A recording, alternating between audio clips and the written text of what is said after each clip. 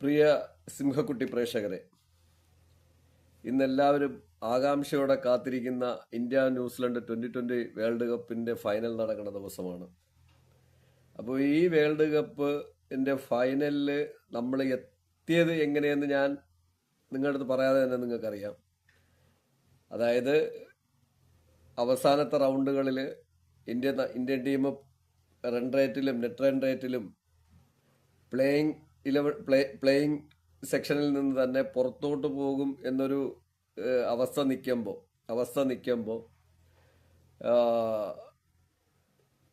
സഞ്ജു സാംസൺ എന്ന് പറയുന്ന പ്ലെയറുടെ ചുമലിലേറി അസാമാന്യ പെർഫോമൻസ് കൊണ്ട്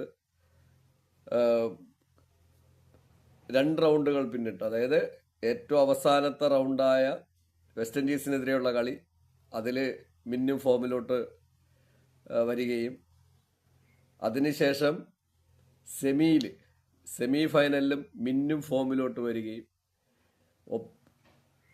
ഒപ്പം തന്നെ ഫൈനലിൽ വലിയ പ്രതീക്ഷയോടെ ഇപ്പോൾ ടീം കാണുകയും ചെയ്യുന്ന സഞ്ജു സാംസന്റെ ചിറകിൽ എഴുതിയാണ് ഇന്ത്യൻ ടീം ഇപ്പോൾ വേൾഡ് കപ്പിന്റെ ഫൈനലിലെത്തി നിൽക്കുന്നത്. ഫൈനലിൽ നമ്മൾ ഇന്ത്യ നേരിടുന്നത്, അതായത് ഭാരതം നേരിടുന്നത് ഇന്ത്യ എന്ന് തന്നെയാണ് വരുള്ളൂ. ഭാരതം നേരിടുന്നത് ന്യൂസിലൻഡ് ടീമിനെയാണ്. ന്യൂസിലൻഡ്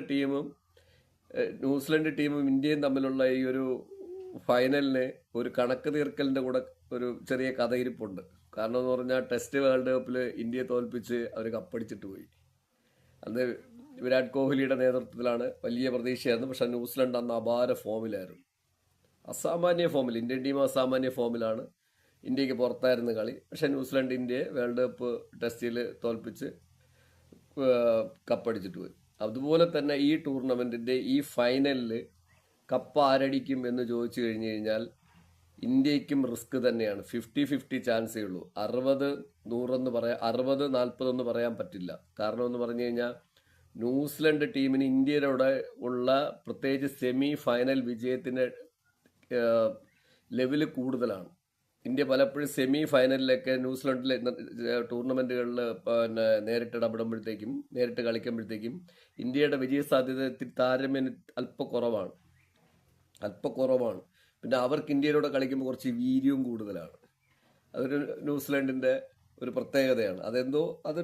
അതാണ് ഗെയിം. അപ്പൊ അതുകൊണ്ട് തന്നെ ഇന്നത്തെ ഒരു പ്രതീക്ഷ ഏറ്റവും കൂടുതൽ പോയി നിൽക്കുന്നത് സഞ്ജു സാംസണിലായിരിക്കും.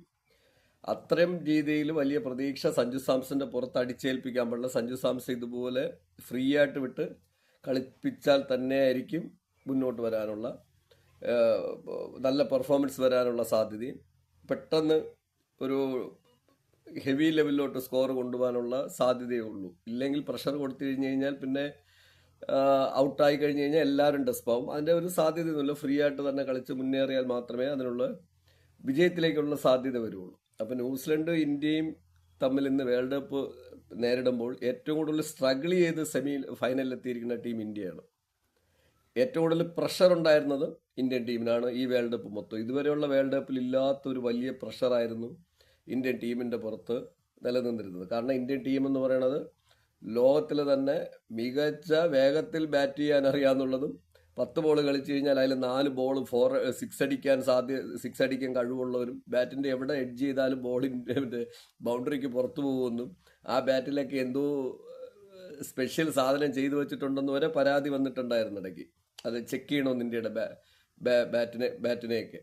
അപ്പം അത്തരം രീതിയിൽ ഹെവി ലെവലിൽ ഇന്ത്യൻ ബാറ്റിംഗ് നിര നിൽക്കുന്നത് കൊണ്ട് തന്നെ പ്രഷറും കൂടുതലായിരുന്നു. കാരണം കപ്പടിക്കാനുള്ള സാധ്യത കൂടുതൽ കൽപ്പിച്ചിട്ടുണ്ടായിരുന്നു.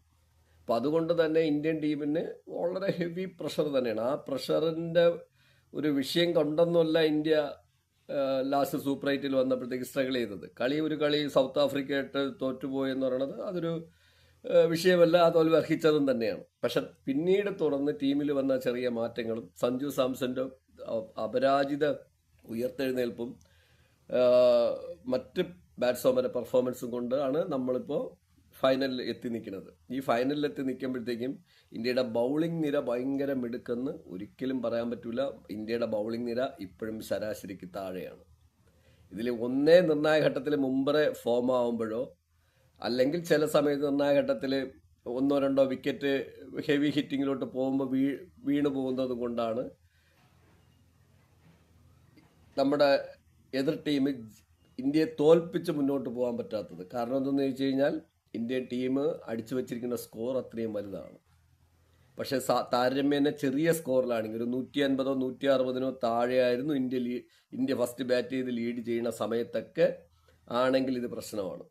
കാരണം ബൗളേഴ്സിനെ കൊണ്ട് പിടിച്ചു കെട്ടി ചെറിയ സ്കോറിനെ ജയിപ്പിച്ചു കൊണ്ടുവരാനുള്ള ത്രാണി ഇപ്പോഴും കപ്പാസിറ്റി കുറവാണ്. അത് ഈ ഫൈനലിലും പ്രശ്നം ഉണ്ടാക്കാനാണ് സാധ്യത. കാരണം താരതമ്യേന ഇന്ത്യ ആദ്യം ബാറ്റ് ചെയ്യണമെങ്കിൽ വലിയ സ്കോർ തന്നെ അടിക്കേണ്ടി വരും.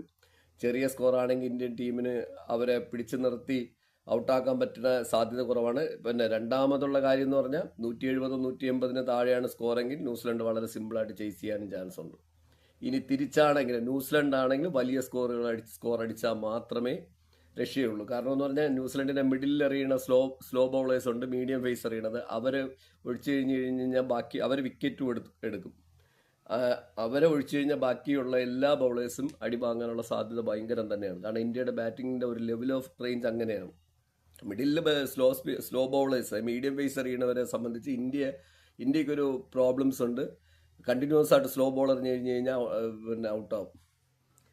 നമ്മളെ പിള്ളേർ ഓവർ അറ്റാക്ക് ചെയ്യും. ഇതിൽ പക്വതയുള്ള സഞ്ജു സാംസണൊക്കെ വെയിറ്റ് ചെയ്തും ബോൾ നോക്കി മാത്രം കളിക്കണോണ്ടാണ് ഈ 2 കളിയിൽ ഹെവി പെർഫോമൻസ് എടുത്ത് വെച്ചത്. പക്ഷെ നമ്മൾ മറ്റ് താഴോട്ട് പറഞ്ഞ പിള്ളേർ അങ്ങനെയല്ല.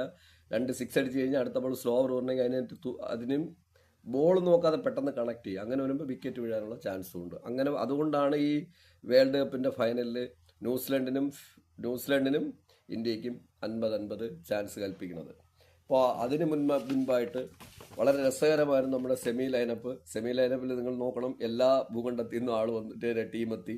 പതിവ് വിപരീതമായി പതിവിൽ വരെ അപ്പുറത്തെ സൈഡിൽ നിന്ന് ന്യൂസിലൻഡ് വന്നു, ഇവിടെ നിന്ന് ഇംഗ്ലണ്ട് വന്നു, ഏഷ്യയിൽ നിന്ന് ഇന്ത്യ വന്നു, പിന്നെ ആഫ്രിക്കൻ സൈഡിൽ നിന്ന് സൗത്ത് ആഫ്രിക്ക വന്നു.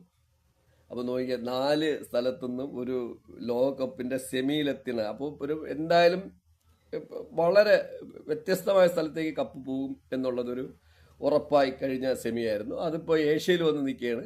പക്ഷെ ഏഷ്യയിൽ തീരണില്ല. അപ്പുറത്ത് ഇതുവരെ 2020 വേൾഡ് കപ്പ് അടിക്കാത്ത ന്യൂസിലൻഡ് നിൽപ്പുണ്ട്. ഒന്ന്. പിന്നെ അത് കഴിഞ്ഞിട്ട് ഈ ടൂർണമെന്റിലുടനീളം ഓസ്ട്രേലിയയുടെ പുറത്തുപോക്കൽ ഒരു വലിയ സംഭവമായിരുന്നു, മഹാസംഭവം തന്നെയാണ്. പക്ഷെ അതിനെക്കുറിച്ചൊന്നും ഒരു വിശകലനം ചെയ്ത് എടുക്കുന്നില്ല. അത് കഴിഞ്ഞ കളി അവർ ശക്തമായി തിരിച്ചു വരികയും ചെയ്യും. കാരണം ഓസ്ട്രേലിയക്ക് പ്രൊഫഷണലിസം നന്നായിട്ടുള്ള ടീമാണ്, ശക്തമായി തിരിച്ചു വരികയും ചെയ്യും. അവരിനി ശക്തമായി തിരിച്ചു പറഞ്ഞത് അത് ഇന്ത്യ വളരെ സൂക്ഷിച്ച് വീണ്ടും ഹെവി ആയിട്ട് അടുത്ത് പോയാൽ മാത്രമേ വീണ്ടും ഓസ്ട്രേലിയ ഇതേപോലെ ഇന്ത്യക്ക് പരാജയപ്പെടുത്തി മുന്നേറാൻ പറ്റുള്ളൂ. ഇതാണ് ഇന്നത്തെ വേൾഡ് കപ്പിനെ കുറിച്ചിട്ടുള്ള എൻ്റെ പ്രാഥമികമായ ഷെയറിങ്. പക്ഷേ ഇനി നമ്മൾ ഇന്ത്യൻ ടീമിൻ്റെ ഇതുവരെയുള്ള ഒരു മുന്നോട്ട് പോയതിനെ കുറിച്ചൊരു വിശകലനം നമുക്ക് നോക്കാം. കാരണം സഞ്ജു സാംസൺ എന്ന് പറയുന്ന പ്ലെയറെ 2 കളിയിൽ മാറ്റി നിർത്തി കഴിഞ്ഞു കഴിഞ്ഞാൽ ഇന്ത്യൻ ടീമിൻ്റെ ബാറ്റിംഗ് നിര അല്ലെങ്കിൽ ബൗളിംഗ് നിര എങ്ങനെ കുതിച്ചു എന്ന് നമുക്ക് നോക്കാം. ഇതിൽ ആദ്യത്തെ കളി എടുക്കുന്നത് ഇന്ത്യ വെസ്റ്റ് ഇൻഡീസ്. അവസാനത്തെ, അതായത് ഇന്ത്യക്ക് സെമി ചാൻസ്, നെറ്റ് റൺ റേറ്റും വേണം, നല്ല രീതിയിൽ തോൽപ്പിക്കണം, കളി ജയിച്ചേ പറ്റൂ എന്നുള്ള സ്ഥലത്തു നിന്ന്, അതായത് നെറ്റ് റണ്ണിന്റെ അതിനു മുമ്പുള്ള ഗെയിമിന്റെ കളിയിൽ ഇന്ത്യ ഇത്തിരി ബാക്ക്വേർഡ് ആണെങ്കിലും വളരെ ടോപ്പിൽ വന്നിട്ട് ഈ കളി ജയിക്കേണ്ട ഒരു സ്റ്റേജിലോട്ട് വന്ന കളിയിൽ ഇന്ത്യ വെസ്റ്റ് ഇൻഡീസ് കളി, വെസ്റ്റ് ഇൻഡീസ് 195-ന് 4 20 ഓവർ, തിരിച്ച് ഇന്ത്യ 199-ന് 5 19.2 ഓവർ, 19.2 ഓവർ. ഇതില് വെസ്റ്റ് ഇൻഡീസിന്റെ സ്കോറിംഗ് ഡേയില് ഷായ് ഹോപ്പ് 33 ബോളിൽ 32, റോസ്റ്റർ ചേസ് 25 ബോളിൽ 40, ഹിറ്റ്മേയർ 12 ബോളിൽ 27, പവല് 19 ബോളിൽ 34, ഹോൾഡർ 22 ബോളിൽ 37. ഇതായിരുന്നു അവരുടെ ബാറ്റിങ്ങിന്റെ ലൈനപ്പ്. ഇനി ഇന്ത്യൻ നിരയിൽ നോക്കാം. അഭിഷേക് ശർമ്മ 11 ബോളിൽ 10, സ്ട്രൈക്ക് റേറ്റ് 90 സഞ്ജു സാംസൺ 50 ബോളിൽ 97, സ്ട്രൈക്ക് റേറ്റ് 194.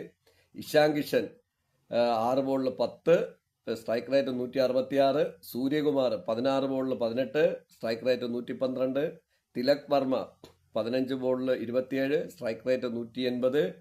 ദുബെ 4 ബോളിൽ 8, സ്ട്രൈക്ക് റേറ്റ് 200. സ്ട്രൈക്ക് റേറ്റും എല്ലാവരുടെയും ടോപ്പിലാണ്. ഇത് നമ്മുടെ സൂര്യകുമാറിനെ ഒഴിച്ച്, കാരണം സൂര്യകുമാറിന് മിഡിലിൽ വന്നിട്ട് സ്ലോ ബാറ്റിംഗ് ചെയ്യേണ്ടി വന്നു. ക്യാപ്റ്റനും കൂടെ ആയതുകൊണ്ട് ആ പ്രഷർ നിൽക്കുന്നുണ്ട്, അയാൾക്ക് ചെയ്യേണ്ടി വന്നു, അയാൾ ചെയ്തിട്ടുമുണ്ട്. പിന്നെ സ്ട്രൈക്ക് റേറ്റ് മോശമല്ല, ബെറ്ററാണ്, നന്നായിട്ട് പോയിട്ടുണ്ട്. പക്ഷെ ഇതിനകത്തൊരു വിഷയം അതിൻ്റെ ഇടയിൽ വിഷയം പറഞ്ഞത് വിരാട് കോഹ്ലിയെ പോലെയുള്ള അത്യാവശ്യം പറപറ വിക്കറ്റ് വീണ് കഴിഞ്ഞ് കഴിഞ്ഞാൽ ഒറ്റയ്ക്ക് നിന്ന് കളി ഹൈറ്റിലോട്ട് കൊണ്ടുവന്ന് ജയിപ്പിക്കാനുള്ളത് ഇപ്പോഴുള്ള ഒരു സിറ്റുവേഷനിൽ സഞ്ജു സാംസൺ ഒഴിച്ച് മറ്റ് പ്ലേയേഴ്സിന് കുറവാണ്. കാരണം അവർ വിക്കറ്റ് കയ്യിൽ നിന്ന് പോവും സ്ലോ ബോളുകൾ വരുമ്പോഴത്തേക്ക്. എത്ര നന്നാന്ന് ബാറ്റ് ചെയ്താലും ചെറിയ ഒരു വിഷയം കാരണം വിക്കറ്റ് കളയും. അപ്പോൾ അതിൻ്റെ ഒരു ഡേഞ്ചറസ് സോണുണ്ട്. അതുകൊണ്ട് തന്നെ ഇന്ത്യക്ക് ഇന്ന് മിഡിൽ ഓർഡറിൽ അഥവാ വളരെ വേഗത്തിൽ വിക്കറ്റ് പോയാൽ വിരാട് കോഹ്ലിയെ പോലെയുള്ള ഒരു പ്ലെയറിന്റെ അഭാവം, അതായത് എക്സാമ്പിൾ സഞ്ജു സാംസൺ പെട്ടെന്ന് പോയി കഴിഞ്ഞ് കഴിഞ്ഞാൽ പിന്നെ മിഡിലിൽ സ്ലോ റണ്ണപ്പിൽ സ്ലോയിൽ സ്ട്രൈക്ക് റൊട്ടേറ്റ് ചെയ്ത് പോകണം, ബോൾ വേസ്റ്റ് ആക്കാൻ പാടില്ല. ആവറേജ് 200 വേണം, ഒരു ബോളിൽ 2 റൺ എന്നുള്ള നിലയ്ക്ക് വരണം. അങ്ങനെ ആ ഒരു ലെവലിലോട്ട് തിരിച്ചു പോകേണ്ടി വരുന്നത് ഇതിൽ ഒന്നേ തിലക് വർമ്മയ്ക്കായിരിക്കും, അല്ലെങ്കിൽ സൂര്യകുമാറിനായിരിക്കും. അങ്ങനെ നിന്നാൽ പോലും ബാക്കിയുള്ളവർ ആ സമയത്ത് ഹിറ്റ് ചെയ്ത് റണ്ണ് കൊണ്ട് വന്നില്ലെങ്കിൽ കളി കൊണ്ടുവന്ന് നന്നായിട്ട് പ്രശ്നം വരാണ്ട് സാധ്യതയുണ്ട്. പിന്നെ വിരാട് കോഹ്ലിയൊക്കെ എത്ര നിന്നാലും, കോഹ്ലിയെ പോലെ ഉള്ള പ്ലേയേഴ്സ് എത്ര നിന്നാലും നിൽക്കുന്നതിനനുസരിച്ച് റിസ്ക് എടുത്ത് ടീമിനെ ജയിപ്പിച്ച് കൊണ്ടുവരാനുള്ള കപ്പാസിറ്റി കൂടുതലാണ്. അല്ലെങ്കിൽ അത്രയും എൻഡി കൊണ്ടുവച്ചിട്ട് ഇപ്പോൾ ഇവർ കയറിപ്പോകും. പക്ഷെ നമ്മൾ ഇവിടെ അങ്ങനെ ഇല്ല. ഇവർ പ്രതിരോധത്തിലോട്ട് പോയി കഴിഞ്ഞ് കഴിഞ്ഞാൽ പിന്നെ റണ്ണും ബോളും തമ്മിൽ വളരെ അന്തരംഗം കാണും. ബാക്കിലോട്ട് വരുന്നവർക്ക് അടിച്ച് ജയിപ്പിക്കാൻ ഉള്ള സാധ്യത കുറഞ്ഞു വരും. ഇതാണ് ഇതിൽ നിൽക്കുന്നത്. അപ്പം നല്ല സ്ട്രൈക്ക് റേറ്റ് ഉണ്ട്, കുഴപ്പമില്ല. ഇനി ഇതിൻ്റെ ബൗളിംഗ്, ഇന്ത്യയുടെ ബൗളിംഗ് നോക്കാം. അന്നത്തത് അർഷ്ദീപ് 4 ഓവറിൽ 43, 3 വൈഡ് കൊടുത്തിട്ടുണ്ട്. 10.75 പെർ ഓവറിൽ വിട്ടുകൊടുത്തിരിക്കുന്നത് ആവറേജ്. ഹർദിക് പാണ്ഡ്യ 4 ഓവറിൽ 40 റണ്ണ്, 10 റണ്ണ്, 3 വൈഡ് പോയിട്ടുണ്ട്, 10 റണ്ണ് വെച്ചിട്ട് വിട്ടുകൊടുത്തിട്ടുണ്ട്. അക്സർ പട്ടേൽ 4 ഓവറിൽ 35 റണ്ണ്, 8.75 എക്കണോമി. മുംബ്രെ 4 ഓവറിൽ 36 റണ്ണ്, 2 വിക്കറ്റ്, 9. ഈ മുംബ്രെ കൊണ്ടാണ് ഇന്ത്യ അത്രയും കളി മിഡിലിൽ പലപ്പോഴും കൈവിട്ട് പോണതിൻ്റെ സ്കോർ ഒരുവിധം അടുത്തടുത്ത് നിൽക്കണമെങ്കിലും ബോളറിഞ്ഞ് പിടിച്ച് മിക്കവാറും എടുക്കുന്നത് കഴിഞ്ഞ കളിയിൽ നിങ്ങൾ കണ്ടതാണ്. വരുൺ ചക്രവർത്തി 4 ഓവറിൽ 40 റണ്ണ്, 1 വിക്കറ്റ്, 10 റണ്ണ് 1 ഓവറിൽ വിട്ടുകൊടുത്തിട്ടുണ്ട്. India win 5 വിക്കറ്റിനന്ന്. നിങ്ങൾക്ക് ആ കളി നിങ്ങളെല്ലാവരും പ്രേക്ഷകർ കണ്ടതാണ്. അപ്പോൾ നിങ്ങൾ നോക്കണം, ഇവിടെ പറഞ്ഞു കഴിഞ്ഞാൽ ബൗളേഴ്സ് വിട്ടുകൊടുക്കുന്ന റണ്ണ് സാധാരണ 5 ബൗളറിൽ 3 പേര് 10 വെച്ച് കൊടുത്തു കഴിഞ്ഞാൽ ബാക്കി 2 ബൗളേഴ്സ് 7 താഴെയാണെങ്കിൽ മാത്രമേ റൺ റേറ്റ് താഴ്ന്നു നിൽക്കുകയുള്ളൂ. എല്ലാവരും 10 മുകളിൽ റണ്ണ് വിട്ടുകൊടുത്ത് കഴിഞ്ഞ് കഴിയുമ്പോൾ സംഭവിക്കണത് എന്താണ്? ചെറിയ സ്കോറിലാണ് ഇന്ത്യ തിരിച്ച് ബൗൾ ചെയ്യാൻ പോകണമെങ്കിൽ കളി തോൽക്കാനുള്ള ചാൻസ് 90% വർദ്ധിക്കും. മുൻപ് അങ്ങനെയല്ല. ചെറിയ സ്കോർ ഉണ്ടെങ്കിലും ഇന്ത്യക്ക് തിരിച്ച് അവരെ ഓൾ ഔട്ട് ആക്കാനോ അല്ലെങ്കിൽ പിടിച്ചു കെട്ടി താഴെ കൊണ്ടുവരാനുള്ള ബൗളേഴ്സ് ഉണ്ടായിരുന്നു. ഇപ്പോൾ ആ സ്ഥാനത്ത് നമ്മളെ ടീമിൽ ഇപ്പോൾ ഉള്ളത് അങ്ങനെ ഉള്ളത് ബുംറ മാത്രമേ ഉള്ളൂ. വേറെ ഒരൊറ്റ ബൗളർ പോലും അധിക റണ്ണ് വിട്ടുകൊടുക്കാതെ തിരിച്ചു പിടിച്ചു കൊണ്ടുവരാനുള്ള ചാൻസ് കുറവാണ്. അതാണ് നിങ്ങളുടെ അടുത്ത് ഞാൻ ഈ ഓവറിൽ വിട്ടുകൊടുത്ത റണ്ണിനെ കുറിച്ച് വ്യക്തമാക്കി പറഞ്ഞത്. അപ്പോൾ അതുകൊണ്ട് ഒറ്റയാൻ പോരാട്ടം പോലെ അല്ലെങ്കിൽ ബാറ്റിംഗ് നിരയുടെ ഒരു സ്ട്രോങ് കൊണ്ട് മാത്രമാണ് ഇന്ത്യ കളി ജയിച്ചത്. ചെറിയ സ്കോറിലൊക്കെ ആണെങ്കിൽ ബുദ്ധിമുട്ട് വരും എന്നുള്ളത്, ബൗളിങ്ങിൽ തിരിച്ച് ബൗൾ ചെയ്യാൻ പോകുമ്പോൾ ബുദ്ധിമുട്ട് വരും എന്നുള്ളത് ഓർമ്മിപ്പിക്കുകയാണ്. ഇനി തിരിച്ച് സെമി ഫൈനലിൽ നമുക്ക് നോക്കാം. സെക്കൻഡ് ഇന്ത്യ ഇംഗ്ലണ്ടും ആയിരുന്നല്ലോ സെമി ഫൈനൽ. ഇംഗ്ലണ്ടും ഇന്ത്യയും സെമി ഫൈനൽ നടന്നപ്പോൾ പ്രേക്ഷകരെ മനസ്സിലാക്കേണ്ട ഒരു പ്രധാന കാര്യമുണ്ട്. ഇന്ത്യ 253 റണ്ണിന് 7 വിക്കറ്റ് 253 റണ്ണ് ആണ് എടുത്തത്. 253 റണ്ണ് എടുത്തപ്പോഴത്തേക്കും പ്രേക്ഷകരൊക്കെ എന്ത് വിചാരിച്ചു? പരമാവധി പോയാൽ ഇംഗ്ലണ്ട് ഒരു 170 180 റണ്ണടിക്കും. പക്ഷേ ഞങ്ങളൊക്കെ പറയുന്നുണ്ടായിരുന്നു. ഇപ്പം ഞാനും പറഞ്ഞിട്ടുണ്ട്, ഞാനോട് പറഞ്ഞു ഇല്ല, ഇന്ത്യ ജയിക്കാൻ ഒരു 20 റൺസിന് ജയിക്കാനുള്ള സാധ്യതയാണ് കാണുന്നത്. കാരണം ഇന്ത്യയുടെ ബൗളിംഗ് നിരക്ക്, ഇപ്പോഴുള്ള ബൗളിംഗ് നിരക്ക് ഇംഗ്ലണ്ട് ടീമിന്റെ ബാറ്റിംഗ് പെർഫോമൻസിനെ ബേസ് വെച്ച് നോക്കുമ്പോഴത്തേക്കും പൊതുവെ എല്ലാ ടീമിനും ബാറ്റിംഗ് ഹെവി പെർഫോമൻസ് ആണ്. ഇപ്പം ഇംഗ്ലണ്ടിന്റെ മാത്രമല്ല, എല്ലാ ടീമും ബാറ്റിംഗ് വളരെ വെല്ലാണ്. അത്രയും പ്രൊഫഷണലിസം വന്ന് അതുമായിട്ട് ചെറിയ ടീമുകൾ പോലും അമാനുഷിക പെർഫോമൻസ് കാഴ്ചവെച്ച ടൂർണമെന്റാണ് ഈ വേൾഡ് കപ്പ്. വന്ന ചെറിയ ചെറിയ ടീമുകൾ USA ആയാലും നമീബിയ ആയാലും കാനഡ ആയാലും, ഇതൊന്നും ഞാൻ പ്രേക്ഷകർക്ക് പറയാതെ ഓൾറെഡി നിങ്ങൾ കണ്ടു കഴിഞ്ഞു. എല്ലാവരും കളിയാക്കി ഇത്രയും വേൾഡ് കപ്പിൽ ഇത്രയും ടീം വേണോ, മറ്റവരെയൊക്കെ നിസ്സാരം പോലെ തോൽപ്പിക്കുക. അതൊക്കെ പോയി നമ്മളെ പിള്ളേരെല്ലാം പ്രൊഫഷണലിസം വന്നു കഴിഞ്ഞു, ഹെവി പ്രൊഫഷണലിസം വന്നു കഴിഞ്ഞു. പിന്നെ ലോകത്തിന്റെ അധികം ഭാഗത്തും കളിക്കുന്നത് ഇന്ത്യക്കാരാണ്. ഇന്ത്യയിൽ ചാൻസ് കിട്ടാത്ത കുട്ടികളൊക്കെ വിദേശത്ത് പോയിട്ട് PR എടുത്തിട്ട് അവിടെ കളിച്ച് അവിടുത്തെ ടീമിലൊക്കെ എത്തി. അതും കൂടെ ആയപ്പോഴത്തേക്കും ടീമുകളെല്ലാം വളരെ സ്ട്രോങ് ആയി. ഈ കളിച്ച ടീമുകളെല്ലാം നാളെ ഇന്ത്യയെയും ഓസ്ട്രേലിയയെയും ഇംഗ്ലണ്ടിനെയൊക്കെ നിസ്സാരമായിട്ട് തോൽപ്പിക്കുന്ന ഒരു കാലഘട്ടമാണ് അടുത്ത വേൾഡ് കപ്പ് പോലും വരാൻ കാത്തിരിക്കുന്നത്. അതിൽ ഒരു സംശയമില്ല, ഒരു ടീമിനും ഇനി അടുത്ത വേൾഡ് കപ്പ് മുതൽ ആധിപത്യം ഉണ്ടാവില്ല. ഇന്ത്യയും കാനഡയായിട്ട് സെമി കളിച്ചാലും, ഇന്ത്യയും നമീബിയായിട്ട് കളിച്ചാലും, ഇന്ത്യ ഇറ്റലിയായിട്ട് കളിച്ചാൽ പോലും അവർക്കും വിജയ സാധ്യതയുണ്ട്. അത് 60-40 ആയിരിക്കുന്നേ ഉള്ളൂ, അല്ല 90-10 ആയിരിക്കില്ല. അതാണ് ഞാൻ പ്രേക്ഷകർ കാണേണ്ടത്. ഞാൻ പറയാതെ തന്നെ പ്രേക്ഷകർക്ക് അറിയാവുന്ന കാര്യമാണ്. അതുകൊണ്ടാണ് ഞാൻ പ്രേക്ഷകർക്ക് പറയുന്നത്, നമ്മുടെ ബൗളേഴ്സിനെ വെച്ചിട്ട് ചെറിയ സ്കോറുകളെ നമുക്ക് പിടിച്ചു കെട്ടാനുള്ളൊരു സാധ്യത ഇനിയും കുറവാണ്. ഇനി അങ്ങോട്ട് കുറഞ്ഞുകൊണ്ടിരിക്കും. കാരണം ആ ലെവലിലാണ് എല്ലാ ടീമുകളുടെ ബാറ്റ്സ്മാൻമാരുടെ ബാറ്റിങ്ങും പെർഫോമൻസും ഹാർഡ് വർക്കും ടെക്നിക്കൽ ട്രെയിനിങ്ങും എല്ലാം നടന്നുകൊണ്ടിരിക്കുന്നത്. ഇനി ഇന്ത്യയുടെ ഇതിലോട്ട് വരാം. 253-ന് 7 20 ഓവറിൽ. ഇംഗ്ലണ്ടോ തിരിച്ച് 246-ന് 7 20 ഓവർ. അപ്പോൾ ഇന്ത്യൻ ബൗളിംഗ് നിരയുടെ സ്ട്രോങ് എങ്ങനെയെന്ന് നമുക്കൊന്ന് പരീക്ഷിച്ചു ഒന്ന് നോക്കാം. ഞാൻ അതിൻ്റെ ഡീറ്റെയിൽസ് നിങ്ങൾക്ക് വായിക്കാം. ആദ്യം ബാറ്റിങ്ങിലോട്ട് പോകും. ഫസ്റ്റ് ബാറ്റ് ചെയ്തത് ഇന്ത്യ ആണല്ലോ. സഞ്ജു സാംസൺ 42 ബോളിൽ 89, 42 ബോളിൽ 89, 8 4 7 6, 8 4 7 6, 211.90, 211.90 ആണ് സ്ട്രൈക്ക് റേറ്റ്. അഭിഷേക് ശർമ്മ 7 ബോളിൽ 9 റൺസ്, 2 4, 128.57 ആണ് സ്ട്രൈക്ക് റേറ്റ്. ഇൻഷാൻ കിഷൻ 18 ബോളിൽ 39, 4 4, 2 6, 216.67 ആണ് സ്ട്രൈക്ക് റേറ്റ്. ദുബെ 25 ബോളിൽ 43 റൺസ്, 1 4, 4 6, 4 6 ആണ്. 6 അത്രയ്ക്ക് അടിച്ചിട്ടുണ്ട്. 172 ആണ് സ്ട്രൈക്ക് റേറ്റ്. യാദവ് 6 ബോളിൽ 11 റൺസ്, 1 6, 183.33 ആണ് സ്ട്രൈക്ക് റേറ്റ്. ഹർദിക് പാണ്ഡ്യ 12 ബോളിൽ 27, 3 4, 2 6, 225 ആണ് സ്ട്രൈക്ക് റേറ്റ്. തിലക് വർമ്മ 7 ബോളിൽ 21, 3 6, സ്ട്രൈക്ക് റേറ്റ് 300.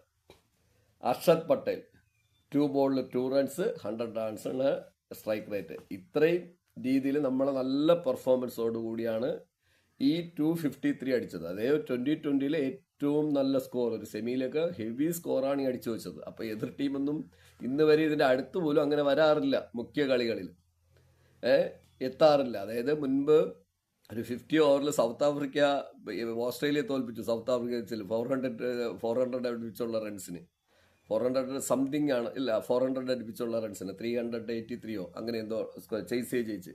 അപ്പോൾ അതുപോലൊരു ചേസിങ് ആണ് ഇവിടെ നടന്നിരിക്കുന്നത്. ഈ കളിയിൽ ഇപ്പൊ ഇന്ത്യ ബാറ്റ് ചെയ്തു, തിരിച്ച് ഇംഗ്ലണ്ട് ബാറ്റ് ചെയ്തപ്പോൾ ഇന്ത്യക്ക് ഒരിടത്തും ആധിപത്യം ഉണ്ടായിരുന്നില്ല. അങ്ങനെ എവിടെയെങ്കിലും ഇന്ത്യക്ക് ആധിപത്യം ഉണ്ടായിരുന്നെങ്കിൽ നിങ്ങൾ പറയൂ. ഈ സെമി ഫൈനലിൽ ഇന്ത്യ തോൽക്കാതെ രക്ഷപ്പെട്ടത് 3 കാരണങ്ങൾ കൊണ്ടാണ്. ഞാൻ അടുത്ത ബാക്കിയുള്ളത് പറഞ്ഞതിന് പറയണം. 3 കാരണങ്ങൾ കൊണ്ടാണ്. ഒന്നാമത്, സഞ്ജു സാംസനെ 15 റൺസിൽ മിഡ് ഓണിൽ ക്യാച്ച് ഡ്രോപ്പ് ചെയ്തത്. അത് ഈസി ക്യാച്ച് ഡ്രോപ്പ് ചെയ്തത് ഒന്ന്. രണ്ടാമത്, അർഷദ് പട്ടേൽ എന്ന് പറയുന്ന ഫീൽഡറുടെ 2 ബൗണ്ടറി ലൈനിലും ഈ അൺബിലീവബിൾ ക്യാച്ച്. ഇനി മൂന്നാമത്, മുംബ്രെ എന്ന് പറഞ്ഞ ബൗളർ എൻഡിൽ വന്നിട്ട് ഏറ്റവും എൻഡ് ലാസ്റ്റ്, അതായത് എൻഡിൽ വരുമ്പോൾ ലാസ്റ്റ് 4 ഓവർ കിടക്കുമ്പോൾ തന്നെ മുംബ്രെ ഒരു ഓവർ എറിഞ്ഞ് തീർക്കുകയാണ്. ആ സമയത്ത് കൃത്യമായ സ്കോർ പൊയ്ക്കൊണ്ടിരുന്നിടത്തുനിന്ന് മുംബ്രെ കൊണ്ടുവന്ന് ആ നല്ല നമ്മുടെ ക്യാപ്റ്റന്റെ വളരെ നല്ല ഐഡിയ ആയിരുന്നു. ആ ടൈമിൽ വന്നിട്ട് മുംബ്രെ ഒരു 4 ഒരു 6 കൂടെ എക്സ്ട്രാ കൊടുത്തിരുന്നെങ്കിൽ അവിടെ കളി വേണമെന്ന്, അവിടെ റൺ റേറ്റിനെ വലിച്ച് താഴെ കൊണ്ടിട്ടു. ആ കോൺഫിഡൻസിൽ വന്നിട്ട് 19ാമത്തെ ഓവറിൽ ഹർഷിത് പാണ്ഡ്യ വന്നെറിഞ്ഞ് അവിടെയും കളി ടൈറ്റ് ചെയ്തുകൊണ്ടാണ് ഇന്ത്യ കളി ജയിച്ചത്. ഇല്ലെങ്കിൽ ഒരു സാധ്യതയില്ലായിരുന്നു. കാരണം ആ നിലയ്ക്കാണ് നമ്മുടെ റൺ റേറ്റ് കയറിപ്പോയിക്കൊണ്ടിരിക്കുന്നത്. അപ്പോൾ ഇത്തരം രീതിയിൽ ഈ മികച്ച പെർഫോമൻസിൻ്റെ ഇടയിൽ എൻ്റെ കാഴ്ചപ്പാടിൽ ഈ കളി ജയിച്ചതിൻ്റെ 80% ക്രെഡിറ്റും യഥാർത്ഥത്തിൽ കൊടുക്കേണ്ടത് നമ്മുടെ അർഷദ് പട്ടേലിനാണ്. അർഷദ് പട്ടേൽ എടുത്ത 2 ക്യാച്ച്, അതും അൺബിലീവബിൾ ക്യാച്ച് എന്ന് പറയേണ്ടി വരും. കാരണം എന്ന് പറഞ്ഞാൽ ഒരു സെമി കളിക്കുമ്പോൾ എല്ലാ പ്രഷറും അനുഭവിച്ചു നിൽക്കുന്ന ഫീൽഡേഴ്സിന് എങ്ങനെയായാലും ചിലപ്പോൾ കയ്യിൽ നിന്ന് പോകും. അങ്ങനെയാണ് സഞ്ജു സാംസന്റെ ക്യാച്ച് പുള്ളിയുടെ കയ്യിൽ നിന്ന് പോകുന്നത്. കാരണം ആ പ്രഷറിൽ നിൽക്കുമ്പോൾ എത്ര ഈസി ആയിട്ട് വന്നാലും നമുക്ക് ചിലപ്പോൾ മൈൻഡിലൊരു ക്ലിപ്പിംഗ് വരും. അങ്ങനെയാണ് ഡ്രോപ്പ് ഔട്ടാണ്. പക്ഷെ ഇതൊന്നും ഇല്ലാതെ ഫസ്റ്റ് ക്യാച്ച് അയാൾ 24 മീറ്റർ റിവേഴ്സ് ഓടെയാണ്. അതായത് നമ്മൾ നിൽക്കുന്ന പോയിന്റിൽ നിന്ന് തിരിഞ്ഞോടുക, ബാക്ക്വേർഡ് അല്ല ഫോർവേഡ് തന്നെയാണ് ഓടിയത്. 24 മീറ്റർ ഓടുകയാണ്. എന്നിട്ട് ഡൈവിൽ കൂടെ ബോൾ കളക്ട് ചെയ്യണം. ഒന്ന്. രണ്ടാമത്തെ ക്യാച്ച് ആകണം ബൗണ്ടറി ലൈനിൽ അയാളെ അപ്രോക്സിമേറ്റ് 22-25 മീറ്ററോളം 80-25 മീറ്ററോളം റൗണ്ട് ഓഫ് ലെവലിൽ ഓടി വരികയും അവിടെ നിന്ന് ബോൾ ആ ഓൺ സ്പോട്ടിൽ കളക്ട് ചെയ്തിട്ട് അപ്പുറത്തോട്ട് ബൗണ്ടറിക്ക് പുറത്തോട്ട് പോകും നോക്കിയപ്പോൾ തന്നെ ദുബൈയുടെ റൗണ്ടിങ്ങിൽ തേർഡ് മാനിൽ നിന്ന് ദുബൈ അകത്തോട്ട് വരികയും ബോൾ റിലീസ് ചെയ്തിട്ട് കൊടുക്കുകയും ചെയ്യുകയാണ്. ഈ 2 ക്യാച്ച് ആ സമയത്തിൽ ഒരെണ്ണം മിസ്സായിരുന്നെങ്കിൽ ഇന്ത്യ ഇന്ന് ഈ ഫൈനൽ കളിക്കില്ലായിരുന്നു എന്ന് ഞാൻ വീണ്ടും പ്രേക്ഷകരെ ഓർമ്മിക്കണം. ഒപ്പം തന്നെ ഞാൻ പറയില്ല, പിന്നീട് ഇതെല്ലാം കഴിഞ്ഞിട്ടും പ്രധാന ആർച്ചറിനെ, അതായത് കളിയുടെ തുടക്കത്തിൽ ഷോർട്ട് ബോളും സ്ലോ ഷോട്ടും സ്ലോ ബോഡി ലെങ്തും കൊണ്ട് ഇന്ത്യൻ ടീമിനെ വീഴ്ത്താം എന്നുള്ള ആർച്ചറുടെ കണക്കുകൂട്ടൽ, പ്രത്യേകിച്ച് സഞ്ജു സാംസനെ വീഴ്ത്താം എന്നുള്ള കണക്കുകൂട്ടൽ സഞ്ജു സാംസൺ തെറ്റിച്ചു കൊടുത്തു. ഒരു നല്ല ഷോട്ട് വെച്ച് ബോഡി ലെങ്ത് സ്ലോവറിൽ സഞ്ജു വളരെ ടെക്നിക്കലായിട്ട് ബോൾ ബാക്കിലോട്ട് ഹുപ്പ് ഷോട്ട് ചെയ്തിട്ട് 6 വിട്ടു. അതോടുകൂടി ആർച്ചറിന്റെ കോൺഫിഡൻസ് പോയി. ഇതാണ് ബോൾ നോക്കി വെയിറ്റ് ചെയ്ത് കളിച്ചാലുള്ള ഏറ്റവും വലിയ നേട്ടം. അത് സഞ്ജു സാംസൺ ഇത്രയും കാലം കിട്ടിയ എക്സ്പീരിയൻസ് എല്ലാം, അതായത് കോഹ്ലി കളിക്കുന്ന കണ്ട്, രോഹിത് കളിക്കുന്നുണ്ട്, ഇന്ത്യ പല പ്ലേയേഴ്സ്, അങ്ങനെ വേൾഡിലെ പല പ്ലേയേഴ്സും കളിക്കുന്ന കണ്ട്, ചില സമയത്ത് ധോണിയുടെ ഷോട്ടുകൾ കവർ ചെയ്തെടുത്തിട്ട് പഴയ പ്ലേയേഴ്സിൻ്റെ ഇത് മനസ്സിലായി ഇത്രയും കാലം ഇരുന്നതിൻ്റെ ഒരു ഗുണം അതാണ്. അതുകൊണ്ടാണ് സഞ്ജുവിന് ഇപ്പോൾ സ്റ്റാർ ആവാൻ പറ്റിയത്. പിന്നെ അതിനൊപ്പം ഞാൻ പ്രേക്ഷകർക്ക് ഒരു കാര്യം കൂടി ഓർമ്മിക്കുന്നു. ഇന്ത്യൻ ക്രിക്കറ്റ് ടീമിൽ 10 വർഷം കൊണ്ട് സഞ്ജു 10 വർഷത്തിൽ കൂടുതൽ കരക്കിരുന്നെന്നാണ് ചിലരുടെ അഭിപ്രായം. ഞാൻ പ്രേക്ഷകർ ചോദിക്കണം, ആയിരക്കണക്കിന് പേര് ഒരു കളിക്ക് പോലും ഇവിടെ ഇന്ത്യൻ ടീമിൽ കയറിയിട്ട് ഒരു അവസരം കിട്ടിയിട്ട് രണ്ടാമത് അവസരം കിട്ടാതെയും പോകുന്നു, ചിലപ്പോൾ ഒരു അവസരം കിട്ടാതെയും ടീമിൽ നിന്ന് പോകണം. സഞ്ജു സാംസൺ സംബന്ധിച്ച് വളരെ ലക്കി മാനാണ്. കാരണം എന്ന് പറഞ്ഞാൽ 10-14 വർഷമായിട്ട് ഇന്ത്യൻ ടീമിന്റെ എല്ലാ കാറ്റഗറിയിലും ഒന്ന് ബെഞ്ചിലിരിക്കാൻ ചാൻസ് കിട്ടുന്നു, ഇല്ലെങ്കിൽ അത്യാവശ്യം ആളില്ലാത്തപ്പോൾ കളിക്കാൻ അവസരം കിട്ടുന്നു. എന്തെങ്കിലും ചില അവസരങ്ങൾ കുറഞ്ഞിട്ടുണ്ട്. അത് വിരാട് കോഹ്ലിയെ പോലെ, രോഹിത് ശർമ്മയെ പോലെ മുൻനിര കളിക്കാർ ധാരാളം ഇന്ത്യൻ ടീമിൽ ഇങ്ങനെ സ്റ്റഡിയായിട്ട് നിന്നതുകൊണ്ടാണ് കുറച്ച് ദിവസം ഇരിക്കേണ്ടി വന്നത്. പക്ഷെ അതിനെ ഇപ്പോഴും പലരും ശക്തമായി എന്തോ അപരാധം ചെയ്തതുപോലെ പറയുന്നുണ്ട്. പക്ഷെ അപ്പോഴും പ്രേക്ഷകർ ഓർമ്മിക്കണം, 10 വർഷം മുതൽ 14 വർഷം വരെ ഇന്ത്യൻ ടീമിൽ റെഗുലറായിട്ട് സഞ്ജുവിന് സാന്നിധ്യമുണ്ട്. മറ്റേതെങ്കിലും പ്ലെയർക്ക് ഇങ്ങനെ ഒരു അവസരം കിട്ടിയിട്ടുണ്ടോ? നിങ്ങൾ ആലോചിച്ചു. അതുകൊണ്ടാണ് സഞ്ജു സാംസൺ ഇപ്പോഴും മാർക്കറ്റിൽ സ്റ്റാൻഡായിട്ട് നിൽക്കുന്നത്. ഇത്രയും കിട്ടിയ എക്സ്പീരിയൻസ് ആണ് സഞ്ജു സാംസണെ ഇന്ന് ടോപ്പിലോട്ട്, ഈ നിലയിലോട്ട് ഇന്ത്യൻ ടീമിന്റെ അവിഭാജ്യ ഘടകമായിട്ട് കിട്ടിയിരിക്കുന്നത്. അക്കാര്യത്തിൽ ഇപ്പൊ അല്ലെങ്കിൽ ഈ വേൾഡ് കപ്പിൽ നിന്ന് സഞ്ജുവിനെ ഇതിനു മുമ്പേ മാറ്റിയതിനെ ആദ്യത്തെ 2 കളിക്ക് അപ്പോഴും ഞങ്ങളൊക്കെ പറഞ്ഞു സഞ്ജു ആണ് ടീമിൽ കളി കൊണ്ടുവരുന്നതെന്ന്. കാരണം 6 ബോളിൽ 22 റൺ അടിക്കും, കയറി പോകും. അതിന് സപ്പോർട്ട് കൊടുത്ത ഇന്ത്യയുടെ മുൻനിരയിലെ പ്രധാനപ്പെട്ട ചില ആൾക്കാരുണ്ട്. അതായത് ഗാംഗുലി, നമ്മുടെ സേവാങ്, മുൻനിര രവിശാസ്ത്രി, ഇവരൊക്കെ പറഞ്ഞു കഴിഞ്ഞാൽ കണ്ടിന്യൂസ് ആയിട്ട് കളിക്ക് അവസരം കൊടുക്കണം. ആർക്കെങ്കിലും ഇഞ്ചുറി വരുമ്പോഴെങ്കിലും ഓപ്പർച്യൂണിറ്റി കിട്ടും. ടീമിൽ നിന്ന് മാറ്റരുത്. പ്ലേയേഴ്സ് മോശമാണെന്ന് പറഞ്ഞ് ടീമിൽ നിന്ന് മാറ്റരുത്. പഴയ ലെവലാണെങ്കിൽ അഭിഷേക് ശർമ്മ എന്നേ വീട്ടിയിരിക്കുമായിരുന്നു. എത്ര കളിയാണ് കണ്ടിന്യൂസ് ഫ്ലോപ്പ് പഴയ രീതിയിലാണെങ്കിൽ? നിങ്ങൾ ആലോചിച്ച് നോക്കിയാൽ. അങ്ങനെ അവരുടെ ഒരു പ്രഷറിൻ്റെയും കൂടെ പുറത്താണ് സഞ്ജുവിന് ടീമിൽ നിൽക്കാൻ പറ്റിയത്. സഞ്ജുവിനെ സപ്പോർട്ട് ചെയ്യാൻ കരുതി ഒരുപാട് പേരുണ്ടെന്ന് മനസ്സിലാക്കണം. അഭിഷേക് ശർമ്മയ്ക്ക് ആ ഭാഗ്യം കിട്ടി ഇങ്ങനെ ഒരു വിഷയം വന്നതുകൊണ്ട്. ഇല്ലെങ്കിൽ എന്തായിരിക്കുമായിരുന്നു? അപ്പോൾ 10-14 വർഷമായിട്ട് ഇന്ത്യൻ ടീമിന്റെ റെഗുലറായിട്ട് ബെഞ്ചിലിരിക്കാനും കളിക്കാനും അവസരം കിട്ടി. IPL കൂടെ മറ്റു കാര്യങ്ങൾ വരാം, അത് പോട്ടെ. അങ്ങനെ ഒരു അവസരം കിട്ടിയ ഏക പ്ലെയറാണ് സഞ്ജു സാംസൺ ഇന്ത്യൻ ടീമിൽ. അതാണ് ഞാൻ പ്രേക്ഷകർത്തോണ്ട്. വേറെ ഏതെങ്കിലും ഒരു കളിക്കാരൻ നിങ്ങൾക്ക് അവസരം കിട്ടിയിട്ടുണ്ടോ? ഇത്രയും ലോങ് പീരീഡ് ടീമിൽ അവസരം കിട്ടിയിട്ടുണ്ടെങ്കിൽ പ്രേക്ഷകർ പറയും എന്നെ തിരുത്തു. അത്രയും ഭാഗ്യമുള്ള ആളാണ് സഞ്ജു സാംസൺ. അതുകൊണ്ട് സഞ്ജു സാംസന്റെ പേരിൽ 10 വർഷമോ 14 വർഷമോ നഷ്ടപ്പെട്ടെന്ന് പോയി എന്ന് പറഞ്ഞ് എന്നെ വിലപിക്കുന്ന കുറേ പേരുണ്ട്. അവരുടെ അടുത്ത് ഞാൻ പറയണു, ആ വാക്കുകളൊക്കെ നിങ്ങൾ പിൻവലിക്കണം. കാരണം ഇത്രയും ലക്കുള്ള, ഇത്രയും ഭാഗ്യം സിദ്ധിച്ച ഒരു പ്ലെയറും ഇന്ത്യൻ ടീമിൽ ഇന്ന് വരെയില്ല, ചരിത്രത്തിൽ വന്നിട്ടില്ല എന്ന് പ്രേക്ഷകർക്ക് ഞാൻ ഓർമ്മിപ്പിക്കുകയാണ്. ഞാൻ വീണ്ടും ഓർമ്മിപ്പിക്കുകയാണ്. പിന്നെ സഞ്ജു അതിൻ്റെ അവസരം കിട്ടിയപ്പോഴൊക്കെ അത് വിനിയോഗിക്കുന്നുണ്ട്. കാരണം ഒരു പ്ലെയറെ സംബന്ധിച്ച് 10 കളിയിൽ പുറത്തിരുന്നിട്ട് ഒരു കളിയിൽ ഇറക്കുമ്പോൾ അവന് എല്ലാ കളിയും ഫൈനലാണ്. സഞ്ജുവിന് എല്ലാ കളിയും ഫൈനലാണ്. ആ എല്ലാ കളിയും ഫൈനലായിട്ട് ഇറങ്ങി വരുമ്പോഴത്തേക്കും ചിലപ്പോൾ ഒരു കളിയിൽ സെഞ്ചുറി അടിച്ച് അടുത്ത 2 ഗോളിൽ കളിയിൽ ഡക്കടിക്കും. ടൈമിങ് കുറയും, മൈൻഡ് അങ്ങനെ നിൽക്കും. ഞാൻ അതാണ് പ്രേക്ഷകർ തോന്നി എല്ലാ കളിയിൽ സെമി കളിച്ച് വരുന്നത്.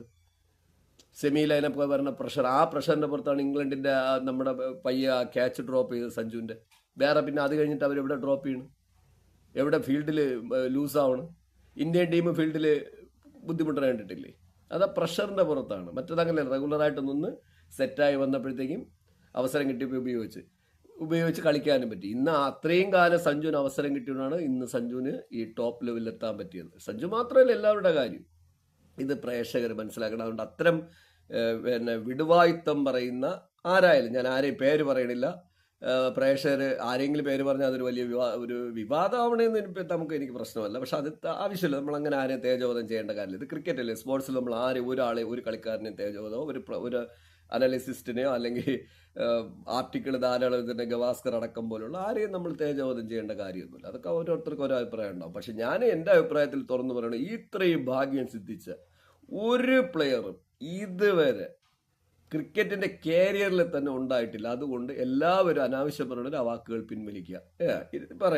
പറയുകയാണ്. ഇനി ഇന്ത്യ ഈ സ്കോർ അടിച്ചപ്പോഴത്തേക്കും നിങ്ങളുടെ ബൗളിംഗ് നോക്കുക. ഇനി ഞാൻ അവരുടെ ബൗളിംഗ് പറയാം, അതുകൂടെ നമ്മൾ മനസ്സിലാക്കണം. ബൗളിങ്ങിൽ പ്രധാനം ആർച്ചർ 4 ഓവറിൽ 61 റണ്ണ്, 1 വിക്കറ്റ്. ആലോചിക്കണം, ഒരു ഓവറിൽ 15.25 റണ്ണ് വിട്ടുകൊടുത്തിരിക്കുകയാണ്. നമ്മളൊരു ഓവറിൽ 15.25 റണ്ണ് ആർച്ചർ വിട്ടുകൊടുക്കാനുണ്ടായ കാരണം എന്താണ്? സഞ്ജു സാംസൺ എടുത്ത് ഈ ഒരൊറ്റ ഷോട്ടാണ്. ഈ ഒരൊറ്റ ഷോട്ടോടുകൂടി ആർച്ചറുടെ കോൺഫിഡൻസ് പോയി. പിന്നെ ആർച്ചർ ഏത് സൈഡിലോട്ട് ബൗൾ ചെയ്യാറെങ്കിലും ആർച്ചറിന്റെ സിങ് ചെയ്യുന്ന ബോളുകൾ ആർച്ചർ പൂർണ്ണമായിട്ടും മറന്നുപോയി. പിന്നെ സഞ്ജു സാംസന്റെ അകത്തോട്ട് ബോൾ എറിയണ പോലും അയാൾ ചിന്തിച്ചിട്ടില്ല. സിങ് എന്ന് പറയുന്ന കാര്യം ചിന്തിച്ചിട്ടില്ല. അയാളെ ഇൻസിംഗർ ഔട്ട് സിംഗർ അയാൾ മറന്നുപോയാണ് അയാൾ കണ്ടത്.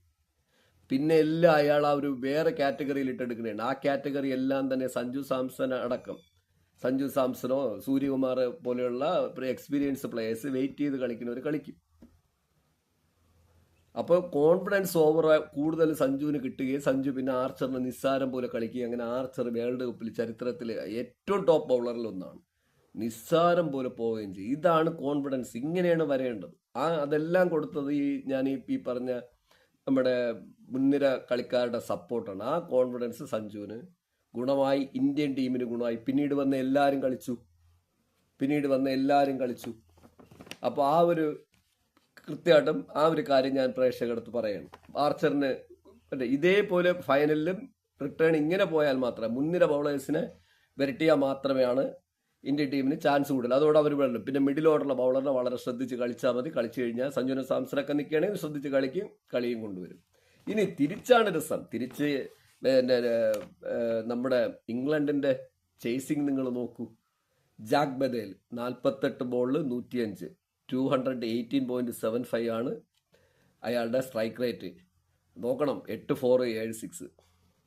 ബട്ട്ലർ 17 ബോളിൽ 25, 17 ബോൾ 25, 147.66 ആണ് സ്ട്രൈക്ക് റേറ്റ്. 4 4, 1 6. ബണ്ടൻ 5 ബോളിൽ 17, 340 ആണ് ബണ്ടന്റെ സ്ട്രൈക്ക് റേറ്റ് എന്ന് ഓർമ്മിക്കണം. അതിൽ 1 4, 2 6. ഇനി അടുത്ത് ജാക്സ് വരുമ്പോൾ നമ്മൾ ഞെട്ടും. ജാക്സ് 20 ബോളിൽ 35, 175 ആണ് സ്ട്രൈക്ക് റേറ്റ്.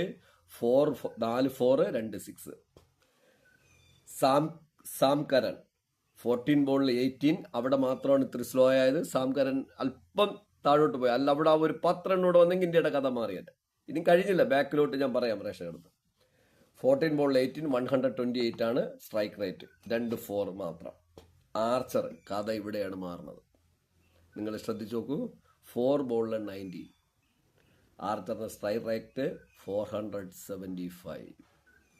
നിസ്സാരം പോലെ കണ്ട കാര്യം, കളിയുടെ ഗതി മാറിപ്പോയതാണ്. 3 6.